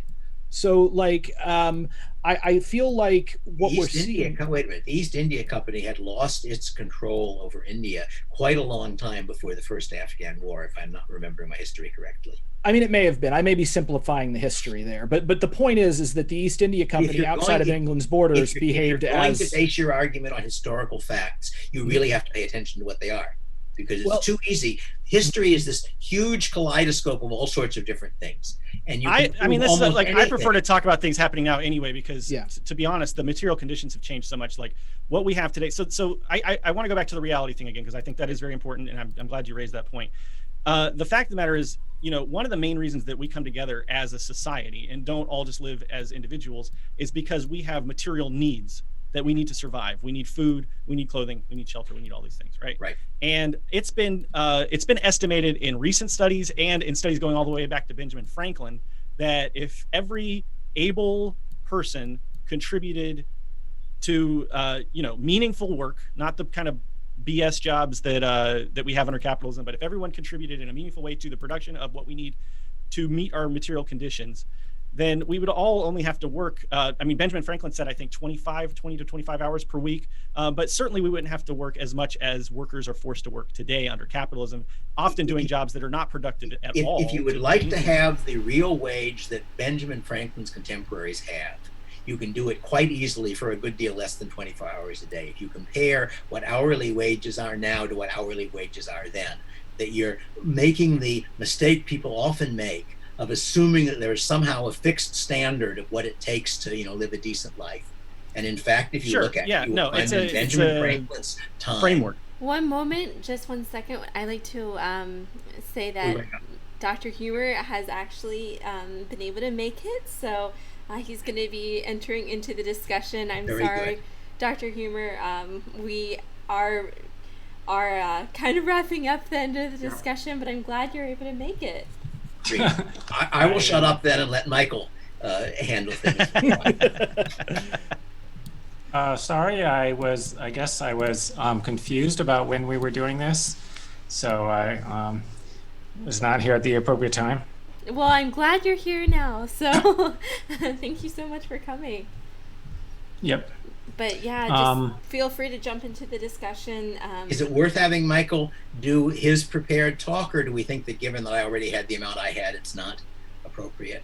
I think since we're going to be wrapping it up here, we can just continue in our discussion, and then we'll get to questions. And maybe we can work Dr. Heumer into a future debate as well, so we can get his perspective out. Definitely. Because I will say, you know, it's getting a little contentious here, but honestly, I'm really enjoying this discussion. It's very stimulating, and you know, Dr. Friedman, it's you have not disappointed. But I guess my complaint, in a sense, is that your answer to my how do you solve the coordination problem Mhm. all consists of historical assertions that I'm not in a good position to check whether they're correct or not. And the nice thing, I mean, it may sound odd, but the nice thing about theory over facts is a theory you can look at in your own head. Well, I would recommend, Yeah. so if you want to know about my assertions, you can read The East India Company and the Natural World. That's where this history comes from, and it's pretty monstrous. I've had lots of experience with reading different accounts of some historical sequence of events and finding that they are telling very, very different stories. So I'd rather argue, if I can, by not having you tell me that you think this worked at some point in the past in some way. I want you either to explain okay, so can I just really why it can't work now, or explain in theory how you coordinate things without a market and prices. Can I suggest, let me respond to that really quickly, and then maybe Dr. Heumer can respond, but maybe just to keep things moving. So basically, first thing I want to say is that anarchists are not, utopian anarcho-communists are not utopian idealists. One of the things that Rudolf Rocker, an early 20th century anarcho-communist, said was that I'm not an anarchist because anarchism is the end goal, but because there is no end goal. And we realize that as we move to try to deconstruct unjust hierarchies and dismantle coercive forces in our society, it is a very long-term project, and it will be going on for countless generations probably. It's going to take a long time to dismantle all of these hierarchies, but the point is to be inherently skeptical of hierarchies and of coercion, and to dismantle them as we are able over time. Okay, so and in doing so, I believe, and this is something where my fellow ANCOMs sometimes disagree with me, but I believe that one of the most important practices we have to engage with as libertarians, as anarchists, is the development and the design and the improvement of systems of democracy. Because when we are talking about the common weal, when we are talking about things that have collective impact on all of us, like the air, like food production, all of these things that we all need to survive, and land that produces those things, democracy might not be perfect, and the way we have democracies designed right now might not be perfect, and there might be several flaws, but they can be improved. The errors can be found and dismantled. And if democracy fails, then it's incumbent on the oppressed people who do not have a voice in society to, through direct action. And I think that right-wing libertarians also believe in direct action and fighting for our own liberty. Unless they're NAP people, but yeah. But yeah, well, yeah, and then to that, I would just respond that property itself violates the NAP, because again, going back far enough, at some point, somebody aggressed somebody to own that land, because again, at the beginning of things, it was all owned by nobody, which means it was all owned by everybody. So I guess that's kind of, I don't know if that's enough. Not owned by everybody. There wasn't an everybody structure that could tell you this is the person who gets in this. Don't. You shouldn't confuse a joint ownership with commons. What I might point out with regard to like the tragedy of the commons, because I think that's what you're getting at. No, I'm just pointing out that a commons is a commons. Yeah. Well, commons can still be managed, though. Again, which is why anarchists have traditionally done property rights in terms of occupancy and use, in much the same way that the Native Americans or most Native American tribes, they used the territory when they were on it, and when they abandoned it, other tribes could come in and use it. Now, and this is kind of a natural way that humans organize themselves before the state can come in and write, laws and enforce those laws with hierarchical police forces. Now, I do have a question, though, about coercion. I want to get to the nature of coercion, and Dr. Friedman or Mike Heumer, you guys can both answer this one. Imagine this, hypothetically. You are hanging off a cliff, and you're holding onto a rope. And there is a man holding the other end of that rope. And he says to you, "Give me your watch or I drop my end." Has that man robbed you? Mike, do you want to take it? I don't know if that counts as robbery, but I don't know if that matters. So, is he being an asshole? Yeah. So, yeah, but is it coercive, or is it a free choice to give him your watch? How did you get into that situation? Well, hypothetically, it doesn't matter for the purpose of this, but if we're talking about capitalism, essentially what I'm getting at is we were all, unless you were born into the 1%, you were born on a cliff. like Yeah, hanging from that rope, and you have to serve a capitalist under the conditions that capitalist has set. So I mean, I think you have false factual assumptions. Okay, but I mean, let me tell you a different hypothetical, because this happens this happens actually. So you're diagnosed with cancer, and they tell you that you need surgery, and if you don't get the surgery, you will die.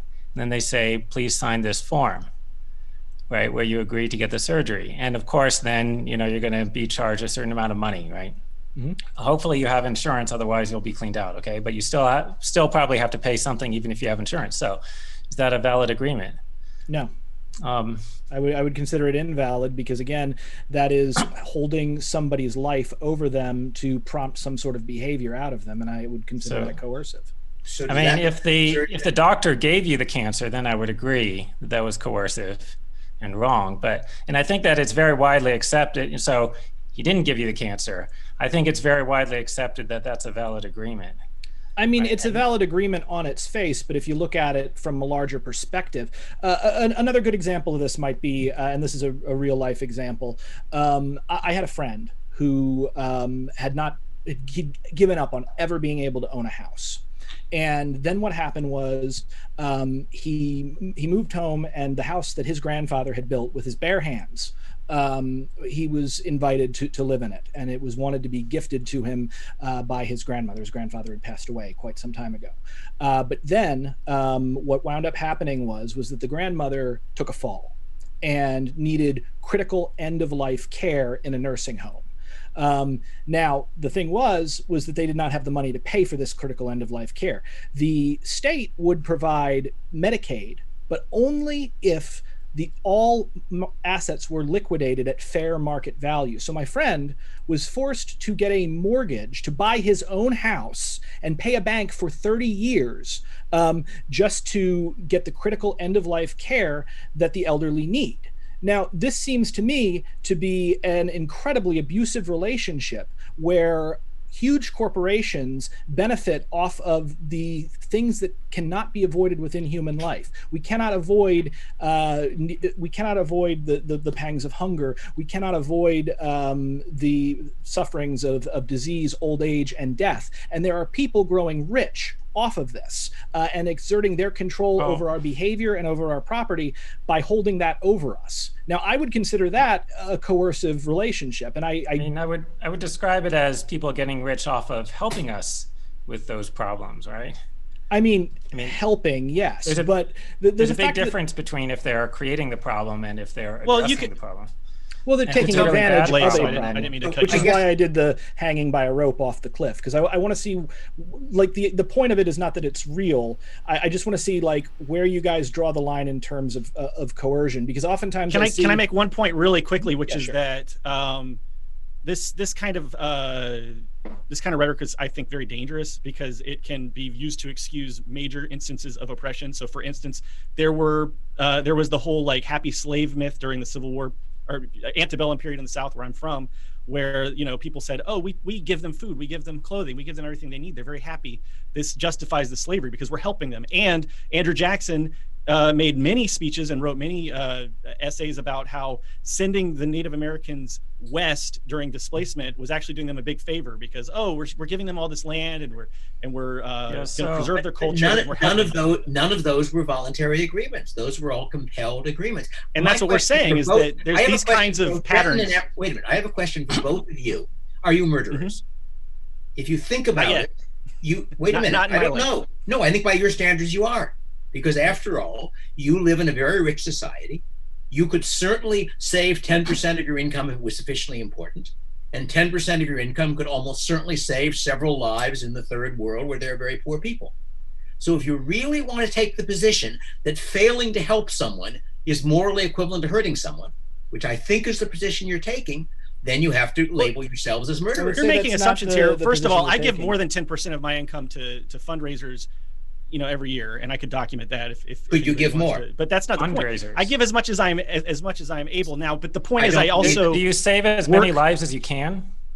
I do try to, yes. I do try to, through the process of direct action, mutual aid, and liberation struggle, I do my best. And I believe that every anarcho-communist that is principled and believes in these things does put the liberty of what we always say is nobody is free until everybody is free. So okay? I believe that you're taking action to your political ideology, but are you taking action to save the lives in the most efficient way that could be done?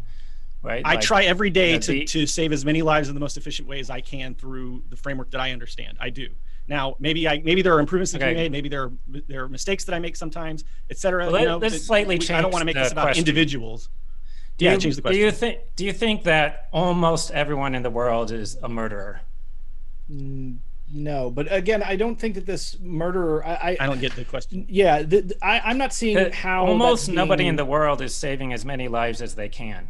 If you are, then you're let me turn it around. Okay, in a million I do believe that I, as a United States of American citizen, have a responsibility and an obligation to do everything that I can to stop the United States government from, enacting imperialist war, from building this giant police state that murders and imprisons people. So I do think that by being a part of the society and having whatever benefits I get from being an American citizen, although I'm trying to change that, I do want to change my citizenship as soon as possible. But as long as I'm a citizen of the USA, I do believe that it's incumbent. And even if I somehow change my citizenship, I would still do everything I could to stop any coercive force. I would say ethically it's incumbent on us all to do everything within reason that we can to help our fellow man to make a good faith effort. I don't think it's a good idea for us to sacrifice ourselves for others necessarily. Are you saying that both of you are living entirely on beans, right? You're making this an individualistic problem. You're setting this up in individualistic terms where I have to, as an individual, meet some purity test. But we're talking about systemic problems here. And systemically, we are trying to change the system. We're trying to do what we think is the best strategy to change the system to save lives, because we don't think that it's an individual problem where Bill Gates or Steve Jobs or any individual given capitalist. I think we've gotten sidetracked from the point that David Friedman was trying to make, right? Well, the point here, I don't quite understand the point, because it's essentially an ad hominem argument. Like, even if he was right, like, let's say I was a murderer, like, not even in the sense. The point is not to attack you. Right. The point is, like, it looks like you're endorsing a moral principle, which implies that almost everyone is equivalent to a murderer, and that seems very implausible. I don't. Let me put it this way: when I was a capitalist, and I had an employer-employee relationship with people, where I was sending somebody out and I was getting $100 from the client, putting $50 of that into overhead, paying the employee $10, and then I was pocketing $40 for myself. And I did some work, so maybe that would accumulate to about $10 or $15, $20 worth of labor, whatever. But whatever, the profit that I'm taking was theft. Okay, and at that time, I was a thief, in my opinion, I was stealing labor value from my employees. Right. So if I were currently doing that, then you could say that I'm being hypocritical. But what I'm trying to say is these systems of coercion are the problem, and we as individuals, we can obviously go tit for tat all day on what the best decision for an individual to make is, but what we're debating right now is not individual actions, but it's what system for society saves the most lives, prevents the most harm, reduces coercion, reduces suffering as much as possible. I would also add that proving a person a hypocrite doesn't prove them wrong. Let me jump in here really fast. We are actually going to be having to wrap this up, but I'm going to give the last word here to Dr. Heumer, since he wasn't able to really give his perspective on things. So, Dr. Heumer, if you want to go ahead and give your thoughts on everything, we'll wrap up the discussion, then head into Q&A. Okay, I had a speech that I was going to give, but I think I should not try to do that because of the time. But I was going to make the argument that I think anarcho-socialism is unstable in the sense that I think it will evolve into capitalism. And basically, I would say, well, there's no state to prevent somebody from setting up a capitalist enterprise. And then I just think that once there is one, it's going to outcompete the socialist businesses, partly because the anarcho-socialist businesses are going to be providing social services, which the capitalist businesses will not. And partly because I think, can't go into this in detail, but I just think that the capitalist-run businesses are going to be more economically efficient and things like that. So, if anarcho-socialism were to be set up, I would be happy because I would then expect it to evolve to anarcho-capitalism. We know why state socialism doesn't evolve into capitalism is because the government shuts you down when you try to start your own business.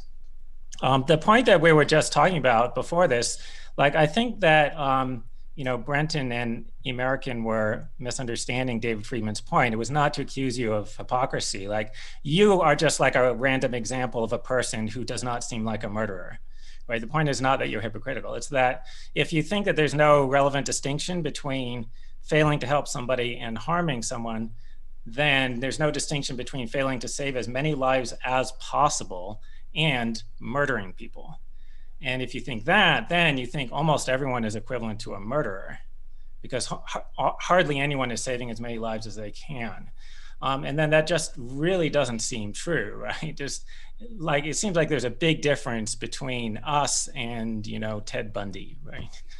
Can I answer? Can I respond to that, or do we just need to go straight into the questions? Yeah, we're gonna have to go straight in. Also, since you guys started, we're gonna have to have the right to Libertarians end. That's fair, Mike. We should have a debate later, because I actually, this is fascinating, and I do actually really want to talk about this. Awesome. Well, that's a really great debate. Thank you all for coming out and taking your time. We can definitely get into questions now. The first one is from Lehman. He says, at all of the debaters, what are your thoughts on centricism? On what? On centrism. Centrism. I don't know what centrism means. Being a centrist. Just like being in the middle of the political spectrum. Politically centrist. The compromise position where it's like we shouldn't be an extremist on any end, and we all, it's a position between a Republican and Democrat in the U.S. context. I think all of us are quite a long distance from centrist. Yes, fair to say. Yeah. One side wants to commit genocide. The other side doesn't want to commit genocide. Maybe we do a little genocide. Yeah. What I always say is that centrism is just support for the status quo. So if you like the status quo, you're a centrist. All right. Next one is from Dave Allo. F in the chat for Mike Heumer's connection. People were sad that you weren't here. I'm sad too. We're so glad you were able to come for this last part here.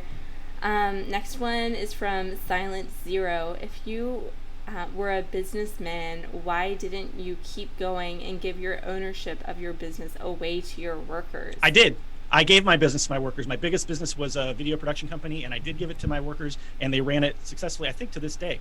Mm-hmm. So, yeah, and they did a really good job owning it collectively, and it's a very good success story for collectivist ownership of the means of production. And in fact, I'll say that we had a web development aspect of that business, and I made a lot of mistakes, and my employees took that part of the business and grew it after I left, because they are actually expert web developers and web designers, and they know that business, and they have what I can't remember who said this, but they had the kind of the authority of the shoemaker, which means that if somebody has expertise in something, we do yield some benefit of the doubt to them and give them some credence when making decisions. And if I had done that more as a top-down capitalist when running my business and listened to those employees more instead of wearing the capitalist hat and being like, I'm the boss, it's my way or the highway, we probably would have grown and made more money earlier on. But once I gave it to them, that part of the business grew and expanded. I mean, this is anecdotal, you can believe it or not, but it's true, and it's my lived experience. So yeah, I did give my biggest. I believe it's true, but the question is if it is generally true, if in general businesses will do that. Cooperatives do tend to be more efficiently run than capitalist businesses across the board. Yeah, there's a lot of data behind that. The biggest problem with cooperatives is not that they don't do better than capitalist businesses, like actually serving it. The issue is serving stockholders, because they don't turn as large of a profit over, and so they don't attract the kind of investment that they don't get those hockey stick things that venture capitalists require. But also just undercapitalization. It's a lot harder for a collective of people to start. Like if you have 50 workers, it sounds great because we can put all of our money together, but starting a company that can support 50 workers takes a tremendous amount of capital. So, I mean, just in terms of real estate alone and that sort of thing. So, but anyway, I guess we're getting into the weeds, but yeah, that's my response to that. Next question is from Steven Steen, and he's a fan of you, Brenton. He says, I'm only here for Brenton's intro. That's great. I love writing these intros for everybody. He should have left. Next one is from Rodney Falberg. He says, capitalism needs reform but shouldn't be abandoned for socialism. A temporary tax free UBI, 1,000 a month, for 8 years would give the working class an economic breath and shorten the gap between the 1%. Okay. Is that for just anyone to comment on? Yeah. I mean, so, like, I don't support that, but, basic income is a lot better than most of the other things that people talk about. It's a lot better than what we're doing now, right? And it's better than going all the way to socialism, right? So sort of like just let the market go because it's efficient, let it produce and distribute goods, and then you could redistribute things. I'm not in favor of that, but I think that that's the smart thing. If you kind of like are not that strong on property rights or something, then that's the smart way to do it. I think what would be really, really interesting if we're going to try to preserve the system of capitalism, and I don't think we necessarily should, largely because of climate change, but if we were to preserve it, and I'm just being overly cynical about everything, I think if you did UBI and combined it with universal health care, you would see an explosion within, especially in the United States, within the flyover states, because there would be people exiting the cities where they're currently forced to live so that they can have a decent job and have health care, and they'd be moving to smaller towns where they could live on the UBI. You'd even see a smaller carbon footprint, I would assume, because there'd be less commuting, less people stuck and taking public transit, and I would really love to see like the renaissance that might come out of that, with that economy being breathed into the smaller towns within the country. I think it would be a wonderful thing. Except I just want to say on the UBI, they aren't producing anything, right? So you've just wiped out a large part of the stream of goods and services that people want. I mean, it's not to say that they're not producing Created anything. about a little over $1 trillion cost for the UBI at the scale he was giving it. About 1.6, about He said 1,000 a month. Yeah. What? The questioner said $1,000 a month. Yeah, that's $12,000. This to me is one of the terrifying things about capitalism, which is that we value people's lives based on what they produce, and then we live in a context now where automation is going to get stronger and stronger with AI. So now we have the Sobot, for instance, which is going to automate textiles, and that's now a problem. Eliminating a dirty, dangerous job that nobody really wants is a problem for our society, because now all these people who worked in textiles are going to be jobless for a period of time. Capitalism is doing that for the last 200 years. Right? If you go back, but we could build a system 100 years ago, a majority of the population of the U.S. were farmers. That was a dirty, hard job, and we're now down to what, 2% of the population or something. But I will say I'm a big Wendell Berry fan, and I think I might prefer that dirty, hard job to a lot of the prospects that we have today under capitalism. And that's another thing that I wanted to bring up during the debate, is that, like, take for instance Cambodia before Pol Pot, before the guy who was almost worse than Pol Pot who preceded him. That was a nation of peaceful Theravada Buddhists. And Westerners came in and they worked 6 months out of the year and had 6 months out of the year off. And Westerners introduced new agricultural methods that allowed them to double their harvest, thinking that they would then continue to create and produce. These Theravada Buddhists then worked 4 months out of the year and kept where they were with the new things. And I think there's really something to be said for that lifestyle, for being satisfied with what you produce, and without the overproduction that is incentivized by capitalism that's currently the killing us. lifestyle where you're living on the UBI is a lifestyle where other people are doing the work to produce what you consume, and you are not. Well, robots are doing it. Like we don't have like the right now we've been having increased mechanization now for what, 200 years.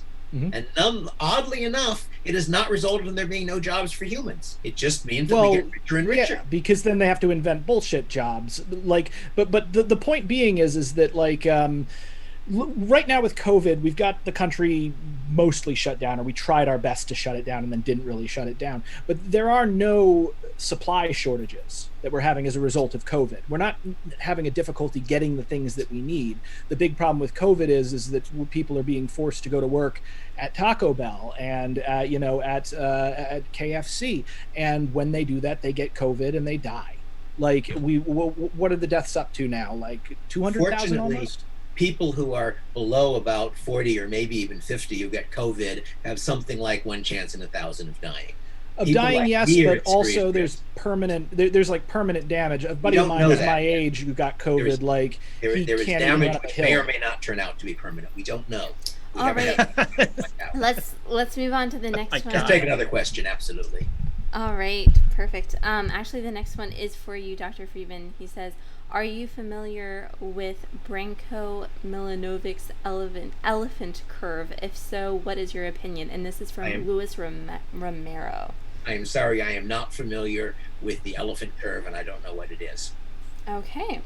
The world is full of things I don't know, which makes life interesting. It's true. Con the Stoner Lynn says, "It seems to me that an actual free market prices would tend toward cost as profit from scarcity would be used to create an abundance." Opinions? I'm not sure I understand the statement. I would have said that by the standards of most past societies, we have an abundance. It's just that we keep raising our standards as we get richer and richer. That much earlier, one of my two opponents, or whatever we're calling each other, was talking about how terrible things were in 19th century England.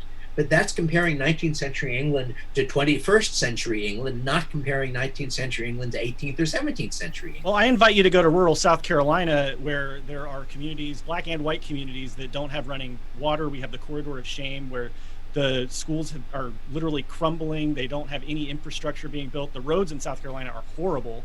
So I would push back against this idea that everyone has better living standards today. There are a lot of people in the USA, the most wealthiest country in the world, who live in conditions that are worse than anything I've seen here in Southeast Asia, and that includes Cambodia. I mean, the millennial generation, we're living in worse conditions than our parents did. Like, I think across the board. Especially since COVID. Hard to believe.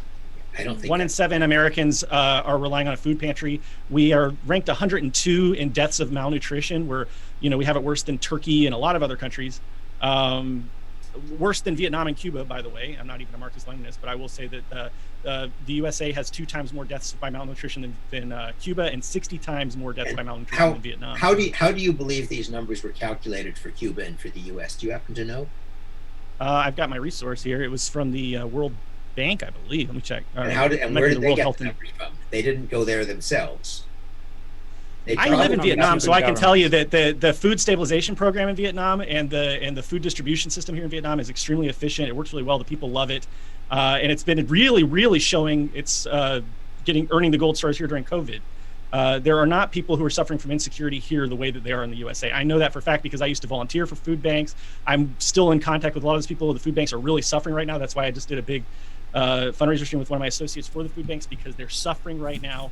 And none of those things are happening in Vietnam. There is so much plenty that there is a rice bank right now, a rice ATM that gives out free rice, and there's not enough demand for it. So the guy's having to go out and advertise and get a loudspeaker and say, "Hey, come get free rice," and nobody's coming to get it because everyone has food here in Vietnam. Now Vietnam is very complicated, so I'm sure people in the comments are right now saying that I'm defending Stalinism or whatever. I invite you to learn more about Vietnam. It's a very complicated situation. Certainly there are aspects of the state that are incredibly abusive here. But if you want to learn more about that, my partner Luna has a channel at youtube.com/LunaOy and gives real first-person, irrefutable evidence of the things that I'm talking about. So. What I might jump on with that also is like the looming eviction crisis. Even before COVID, the United States had 1.5 million empty homes. That's from the Center for Housing and Urban Development, and only 568,000 homeless people. So we could give each of those homeless people 3 or 4 homes to themselves, and we'd still have homes left over. And they did it in London. Yeah. In London, they gave at the beginning of COVID anyway, they gave every homeless person a room, and it was fine. There was plenty of capacity for it. And they did it, but now of course they're back on the streets. I mean, I think we could do that once, but in the future we would have to stop doing it because people would stop building homes when they learned that if it was vacant, then the government would take it away and give it to a homeless person. I mean, under capitalism, sure, but there are ways to make that happen where you can keep the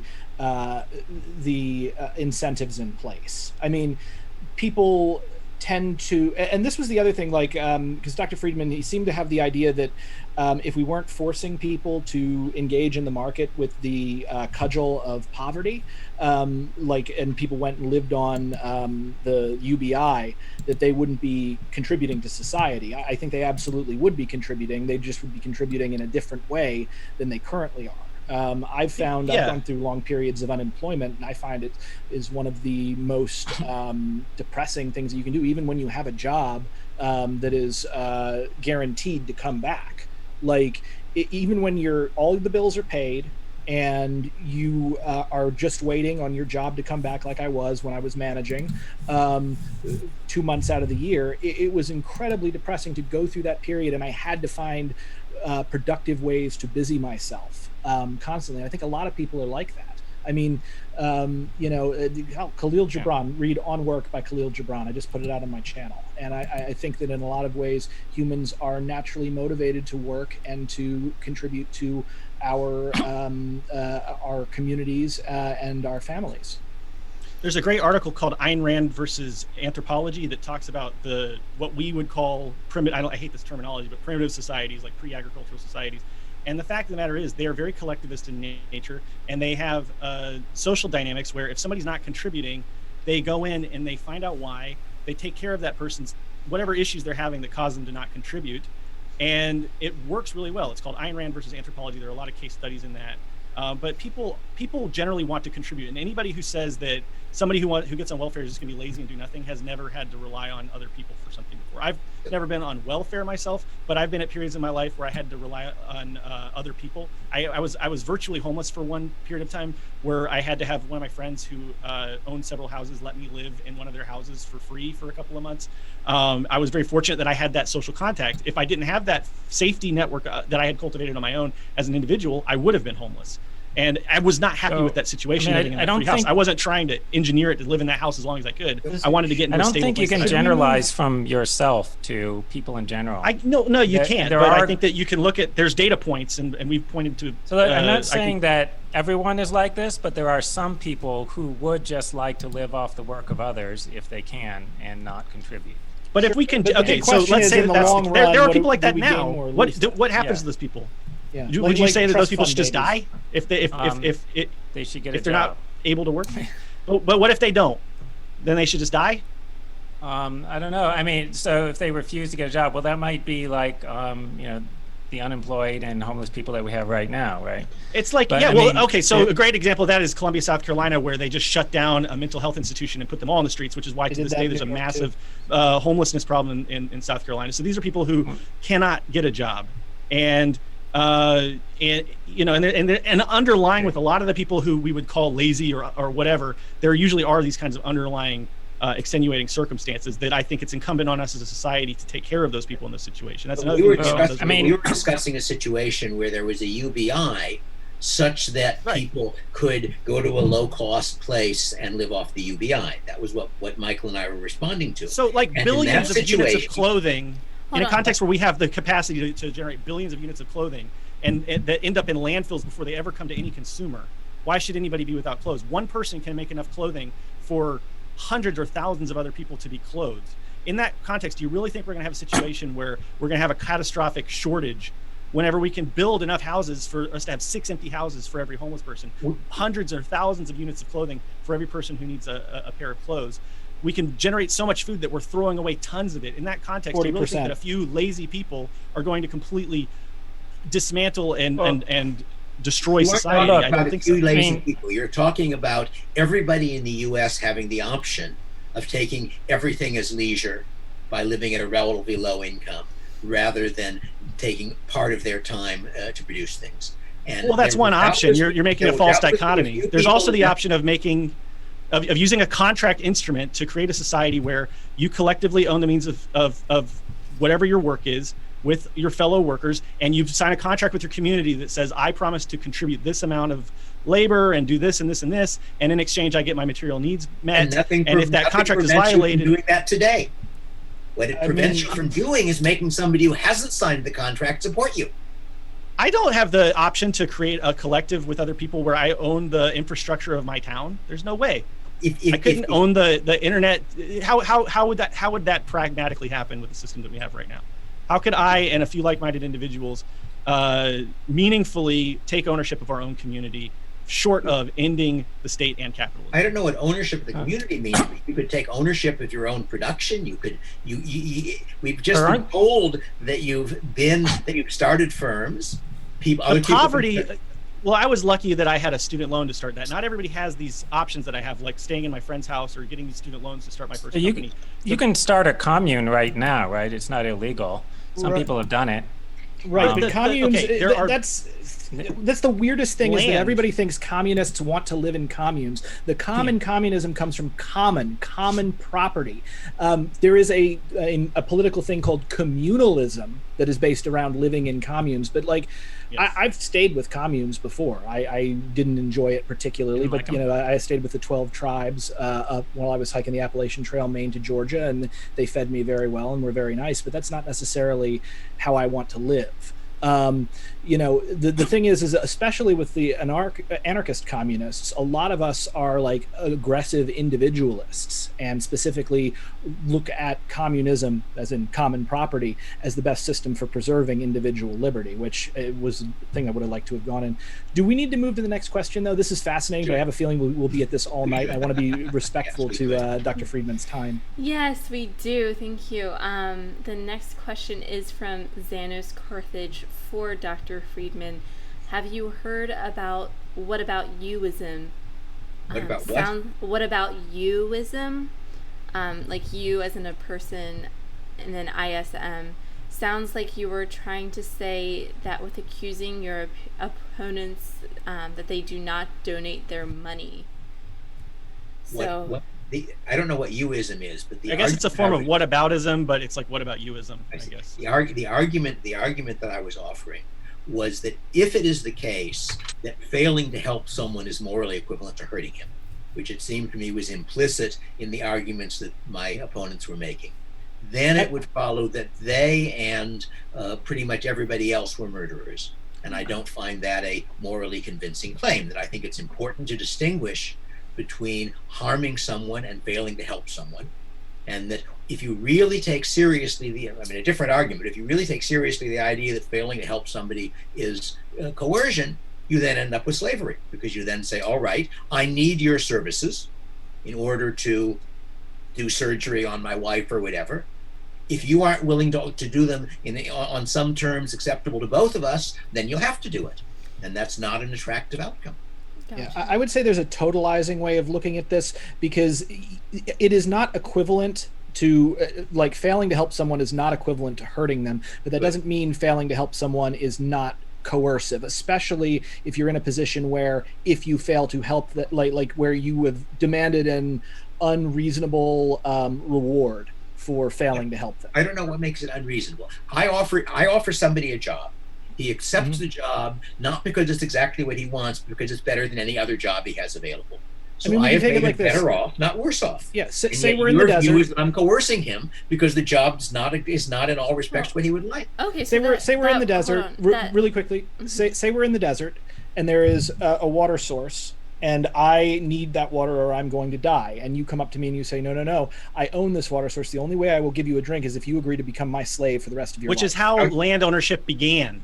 It has to. All right. Well, Dr. Friedman's going to get the last word on this, since this was before him. Yeah, it was a question. And then we'll go on to the next one. Is there one more question or not? You can go. No. You can respond to Brenton, and then we'll move on. Oh, all right. That is, the water in the desert is a rather unusual situation, and you then would have to ask how the person did or didn't get the ownership of that water. If it's water that he trucked in, then it seems to me that he does have a claim to say, I'm saving your life and I'm going to charge you a very high price for that. He'd be a nicer person if he didn't. If it's water that's just there and he seized it, then he doesn't have that claim. But it seems to me that in general, you are confusing the fact that given what the world is like, somebody has to do things, and otherwise we all starve to death. And you're trying to evade that by imagining a future where somehow technological improvement makes the world so rich that nobody has to do anything. That's not very likely. And the that's already evidence of the happened, last 150 years, during which time real incomes have gone up by something, I think, over an order of magnitude, is that as that happens, people also expand how much they want. And the result is the myth of I'm sorry, I'm not supposed to talk. Yeah, let him finish. Let's go on to the next one. I got excited. Literally, I could do this for like 8 hours. Let's go on. This is fun, and we should do it again, whether or not other people are watching. We absolutely agreed. A few more questions here. Just to wrap up, Brian F. says, is it possible to start a socialist movement in a capitalism state and in reverse from a socialism state and allow capitalism in it? It depends on the form of socialism. Yeah. If socialism is state socialism, then when, as Michael pointed out earlier, when you try to start your capitalist enterprise, the state will probably shut you down. If the socialism is the kind of socialism which involves voluntary cooperation with people, I haven't heard from the other two whether if I do work and produce some capital goods, you're entitled to seize them, but if not, then Michael's point earlier, in that kind of socialist system, people can form capitalism. In a capitalist system, similarly, you can move to state socialism, as has happened in some cases, but in terms of your kind of socialism, as I keep pointing out, if it's really that much better, you don't have to have a revolution. It's something you can do on a small scale. People can create workers' co-ops. Each workers' co-op that supposedly is going to be more productive than a firm was, then it's going to have money with which you can lend to other workers to start another workers' co-op. So if it's really the case your system works, then you don't need a revolution to do it in a capitalist system. And what's much more likely, if it's the case that your system works for some particular niches for a variety of reasons, you might consider, for example, that essentially all law firms in the US are workers' co-ops, so they're workers' co-ops and only some of the workers, namely the partners, running them. But if there are places where it works better, then in a capitalist system, if the government leaves you alone, in those places you will end up with what you're calling socialism. I mean, what I would say to that is, like, as far as revolution goes, I would hope that a revolution, like a violent revolution, can be avoided. It's never been, in human history, those who gain great power almost never give it up voluntarily. And so I think if there were any kind of a revolution, we would see it as a result of the natural conditions that led to it. I mean, I in a lot of ways, I don't see a revolution as something that everybody just gets together and says, let's have a revolution, let's go do it. You know, you get the population forced into a very specific frame of mind by the material conditions, and lightning hits the right spot, and bang, we've got the French Revolution or the American Revolution. The revolution is happening right now. I'd like to point out, I have a video where I talk about how to overthrow capitalism, and it's not through getting your AK-47 and going out in the streets, but it's through building dual power structures, mutual aid systems, and there are people who are already doing that and risking their lives engaging in direct action, and but more importantly, aiding each other. And you know, we've seen the mutual aid become a common buzzword in our communities now since COVID-19 started up, because basically what rich people are doing is saying, you all need to help yourselves, and we're doing it, and we're building unions, and we're having militant unionism with striking. It is happening right now, and I agree with Brenton that we don't need to have a violent revolution to overthrow capitalism and dismantle it. So to answer Dr. Friedman's question, I do think that we can go ahead and build our anarchistic systems within our communities, but there are major barriers within this current form of state capitalism, and I think even both Dr. Friedman and Dr. Heumer would agree that state capitalism creates a lot of barriers to a lot of people to do things that they should have the liberty to do. And you know, whether it's poverty or whether it's you know, the corporate power and the corporate collusion with the government and that sort of thing. And so, you know, we do need to have this in mind as we're building these systems and be cognizant of that. But I do think that we could start building it right away. Yes. I would say what's important to look at here when we talk about big economic systems, because usually what happens when somebody says something like what the question was, where they say like, oh, you know, I have the freedom to act like a socialist and a capitalist, economy, do I have the freedom to act like a capitalist in a socialist economy? That's kind of like saying, do I have the freedom to act like an absolute monarchist in a capitalist economy? When society has moved on from one major economic system to another major economic system where people are doing things in a completely different way, you may be able to get together with your friends on the weekend and like do something like SCA, which is super cool, and I'm 1000% behind that. But that's not really the same thing as turning the clock back on the economic system and going to an older one. Like, even if you all agree to do it like as some part of like almost full time as some part of a cult. In your system, if I get money in whatever way is legitimate in your system, and I save it, and I use it to buy to make or buy capital goods, and I then say, all right, these goods require 10 people to work on them, and I'm willing to offer a salary to people to work for this, and I will then, if there isn't enough of a market, I will then trade my output for either other people doing that or with workers' co-ops. I don't mind trading with anybody. Am I allowed to do that, or does somebody have the right to seize my capital goods? Well, I would say. Go ahead, okay, so you need to look again at the history of the Spanish anarchists, because what you are describing literally happened in Spain during the revolution, where people who wanted to maintain their own private farms were allowed to do so. But what was very important about that situation was the people that worked for them were working for them voluntarily because they had the chance to take a better deal from the collectivized farms. I expect it was not a better deal, or you wouldn't have been working for them. I mean, it was a better deal, but some people stayed because of loyalty or... How do you know? Say what? How do you know? I mean, you're making factual assertions, and I don't think they're assertions you could know. I mean, again, there are a number of books that you can look into on this. Now, we did talk earlier about, like, how do I know that the history that I'm reading is correct? And, history is an abstract. We can use that argument to dismiss any history, and literally, because all of history is just a story that we tell each other. But it seems to me from both the primary and the secondary sources I've read, from reading Orwell, from reading Abel Paz, from reading Adam Hochschild, that this system, in fact, did exist in somewhat of the way that they described. Now, I'm sure there are some differences. Can I comment? Mm-hmm. Sure. So I think that the original question was something like, can you start up capitalism within a socialist society and vice versa?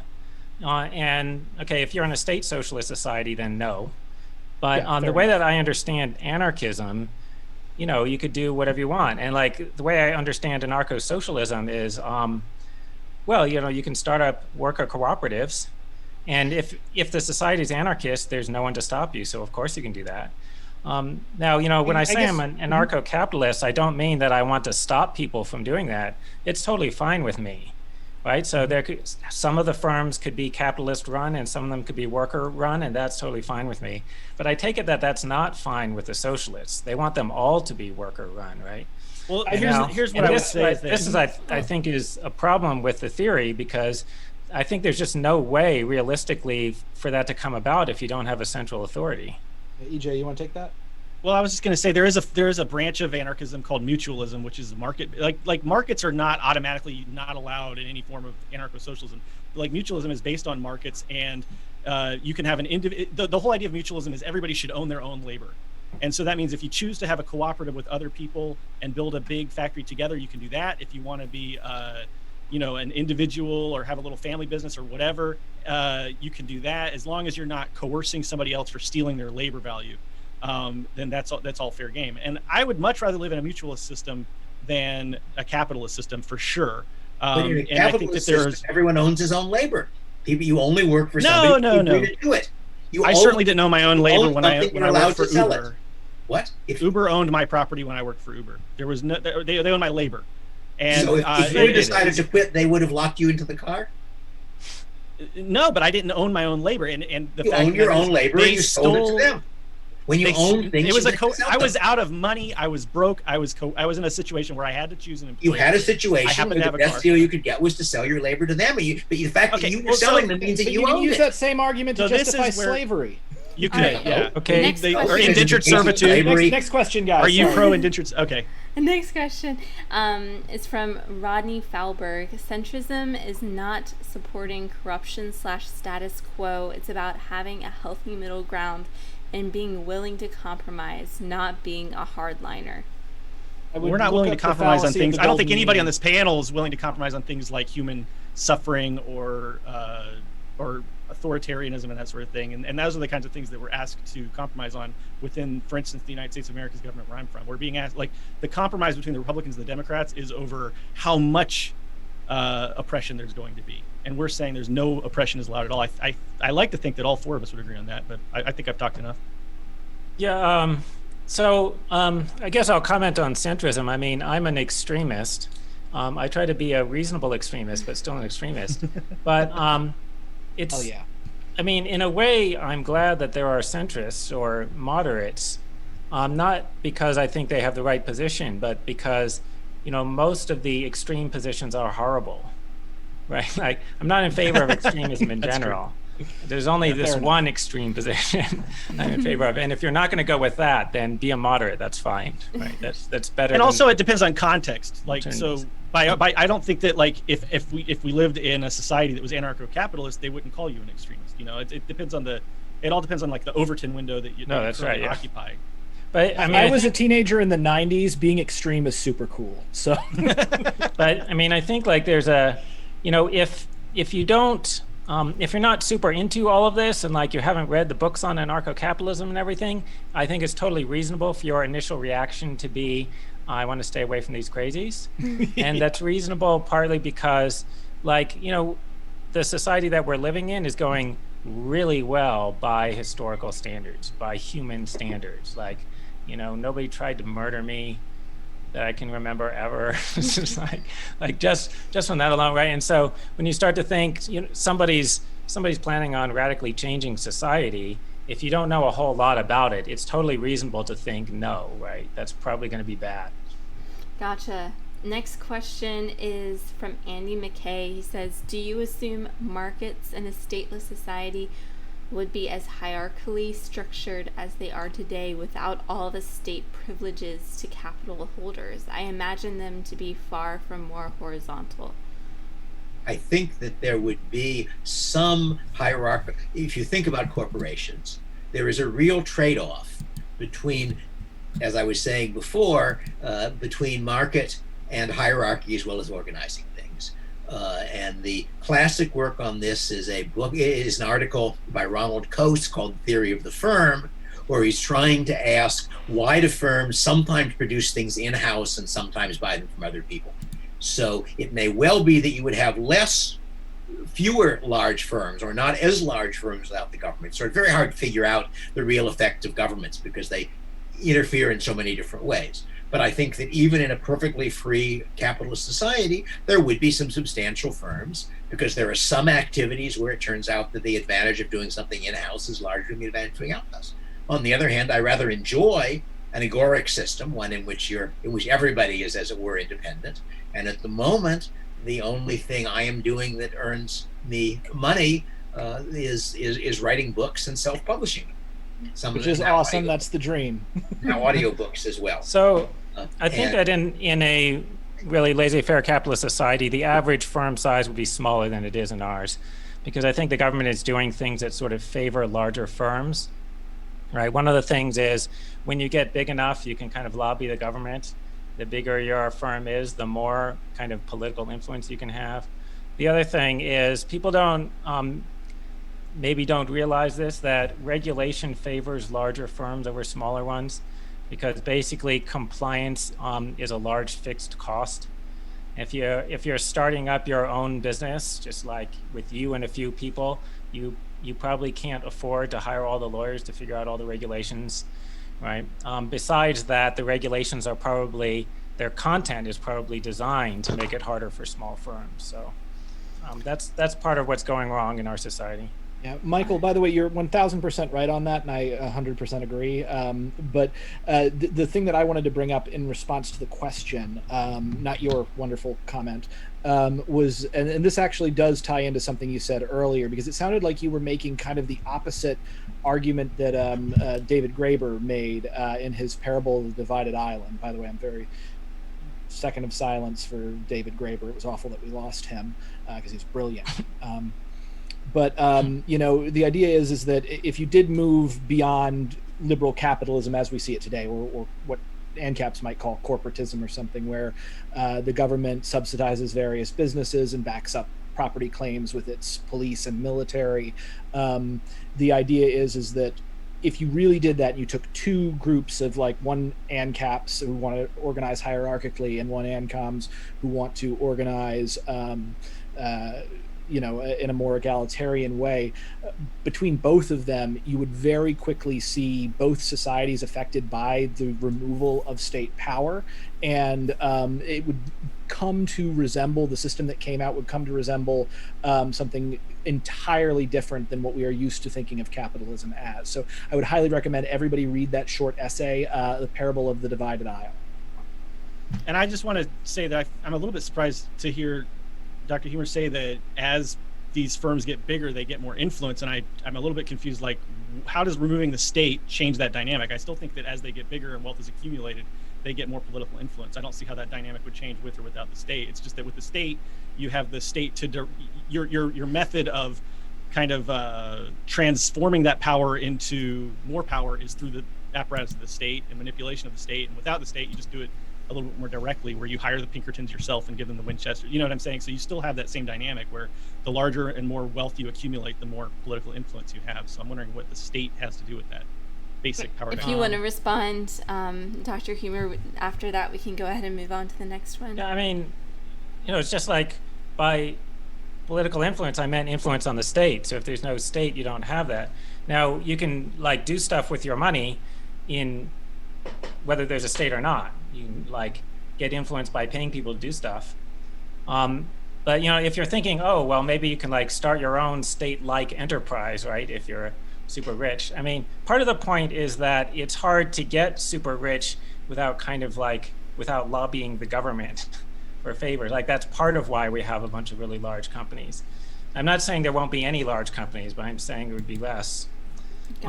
Okay, but if the story is going to be, oh yeah, so you use your money to hire a bunch of armed guards and start up something that's kind of like the state. Then we have to talk about the competition among security firms and the stuff that anarcho-capitalists usually say about that, right? Gotcha. Next. Warlordism predates the state. All right. Next question is from Sunflower. They say, at NC, do you actually believe Vietnam's stats on death rate from malnutrition? I see it as 0.02, whereas neighborhood Laos and Cambodia are over 400 times that. Come to Southeast Asia and travel around and you will quickly see why that is. Cambodia and Vietnam are absolutely massively different, and a big reason of that is because of capitalism. If you go to Cambodia, food is very expensive. So for example, if you want to buy rice in Cambodia, it's all 100% dictated by the market. Cambodia is a very poor and imperialized country, and rice and food staples are very expensive there. We recently had a epidemic that was killing pigs, some kind of pork disease. I don't know. I don't remember what it was called or whatever. But this was a big problem that affected the whole region. It affected China, Vietnam, Laos, everything. Vietnam's pork prices stabilized. They were stabilized. The government has a very good price stabilization program. Again, I'm not a statist. I don't think this is the best solution, but within the context of having a state, I think price stabilization works. It has worked in Vietnam very, very well. And if you travel around Vietnam, you will see poverty, but you will not see privation. You will not see starvation. You do not see very many homeless people at all. Whereas if you travel around Cambodia, I haven't been to Laos, so I'm not going to speak to Laos, but if you travel around Cambodia, you'll see homelessness, you'll see privation, you'll see much lower standards of living for most people. Most people in Vietnam, they have a house, they have food every month. They might not make a lot of money, but the standard of living for a person, you got to remember that the cost of living in the USA is heavily inflated. So a person living in Vietnam, and again, you can go check out Luna's channel. She goes through all this and breaks this all down. But a person making like around $500, $600, $700 a month in Vietnam has a better standard of living and actually saves more money per year than an American worker working 40 hours a week on minimum wage. So, I mean, it's not an apple and apple situation. It's very apple and oranges. The way that the communities are structured here is totally different. They have better, and this is the part where I didn't really get a chance to get into this, but what I really think is anarchistic about Vietnam is the culture here. It's a very collectivist, anarchistic culture. Vietnamese people do not like following rules. That was a big thing that people said about why Vietnam was so good at handling COVID. Vietnamese people do not like to follow rules. If you don't believe me, go look at pictures or videos of Vietnamese traffic patterns. They do not like traffic laws. They do not follow traffic laws. And no Vietnamese person will follow a rule just because it's the law. There's a very common expression that goes back 1,000 years here, which is that the rule of the village trumps the law of the king. And Vietnamese people take care of each other on a very ground level. And so I've been to Vietnamese ward meetings, which is like a little neighborhood meeting, basically, where they'll be like, okay, there's this homeless man. There's an old man, he's homeless. What are we going to do about it? Okay, Miss Nguyen, you have an empty room in your house. He can live there. I'll bring him food every day. And I saw this happen. They mutual aided each other into solving this problem. And that is why they still have these bonds, these collectivist bonds. And I think that we can move back to that as a society. But this is really getting a lot of the pigs. I'm a little puzzled. A lot of the pigs died, so there were actually fewer pigs to be eaten in Vietnam as well as in Cambodia. So the government bought pork from other countries and imported it and kept the price stable. That's what happened. I see. So the government is importing pork from other countries with tax money, basically. Yeah, and now again, I'm not a state socialist, so I don't think that's the ideal way to do things. But it did work much better than what was happening. Like Cambodia and I believe Laos and China definitely were affected much more by this, whereas I was here through the whole thing, and there was basically no impact on the market. There was a very brief period where a few people tried to gouge pork prices in the first day or two, but then that stopped as soon as the price stabilization kicked in, which happened very, very quickly. So, I mean, I'm not saying that that's the ideal system, but it did work. Next comment is actually a skeptic toward me. They say, moderator, with all due respect, moderate. These leftists are just dominating the conversation. They're rambling and interrupting most of the time. So I apologize if you don't feel heard. And I like that I like that he's admitting we won. But I should also say, this was not since Michael was not around, it might seem that we were talking too much. Oh, he's just complaining that you guys keep going on and won't let us talk, which you just illustrated. All right. Well, that is all for the questions. I really appreciate you all coming on. Thank you all so much for your time. I know you guys are very busy, so I really appreciate it. Thank you. All right. Thank you very much. A lot of fun for being here and watching. Yeah. Awesome. And I hope if people are curious about my ideas, go look at my webpage, daviddfriedman.com. That's pretty easy to remember, and you can find Machinery of Freedom and lots and lots of articles on different things, and a variety of other books that I make available for free, because I'm writing books mostly to get people to read them. Wonderful. If anyone wants to make just like goodbye statements, you can, just like that, nice, short and pithy, and then we can call it a night. I would like, again, to take my hat off to Dr. David Friedman. I am so honored that he came in here and talked with us for this time. It's been very, very stimulating, and I'm happy that Michael Heumer was able to come in. Dr. Heumer, I would love to get a chance to talk with you at a longer length. Just if you guys can, please go subscribe to my channel. We are growing very, very quickly. Do a lot of talk about politics, philosophy, and Buddhism. I thank the people who had this debate. It was fun. It would obviously take another 40 or 50 hours of talk to reach any serious agreement, but they seem to be pleasant people. I still, however, do not see their solution to the problem of the coordination problem. As far as I can tell, it consists of saying there are places where it was solved, but not of explaining it. Sort of as an economist, I want to understand the theory, because I don't think you can never learn history. But I think you have to be very suspicious of historical claims, whereas you have to be suspicious of theoretical claims too, but at least the theoretical claim you can get inside your head and see what the holes are, whereas the historical claim could be completely bogus, could be completely true, and it takes a lot of work to find out. Anyway.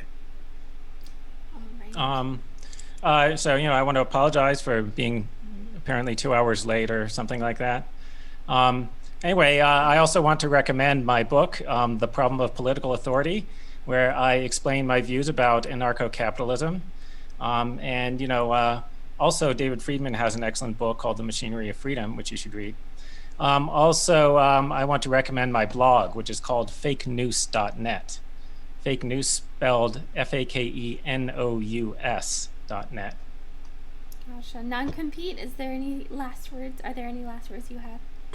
Yeah, I want to thank everybody for being here, for watching. I'm glad that we did this just because it exposed me to the works of Dr. Friedman and Dr. Heumer. And even though it might not seem this way from watching your previous lectures, I do believe we agree in a tremendous amount of things. And you have both given me a lot to think about. And, so I really am glad you've been here. If I did talk over too much, I not to make an excuse, but there is a bit of a delay. I'm here in Vietnam. So there were times when I jumped in because I thought you were finished, and I never intentionally tried to dominate the conversation. As an anarchist, I apologize if that was ever the case. But yeah, you can check out my channel. We were just acting anarchically.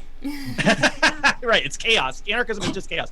No, but youtube.com/non-compete. Oh, that reminds I know. me, I was definitely joking. That is not my actual unfortunate slam. Yeah. Everybody, Yeah, I think I think everyone at this table would really appreciate this. Go to my YouTube channel and Google Anarcho. It's a short play that I wrote about a bunch of anarchists, including an ANCAP, trying to run a pizza shop in post-revolutionary Brooklyn. And it's like Bob's Burgers meets Occupy Wall Street. I think everybody would really enjoy that. Wonderful. Sounds great. Well, in James's words, keep differentiating the reasonable from the unreasonable, and have a wonderful evening. Thank you. Thank you very much.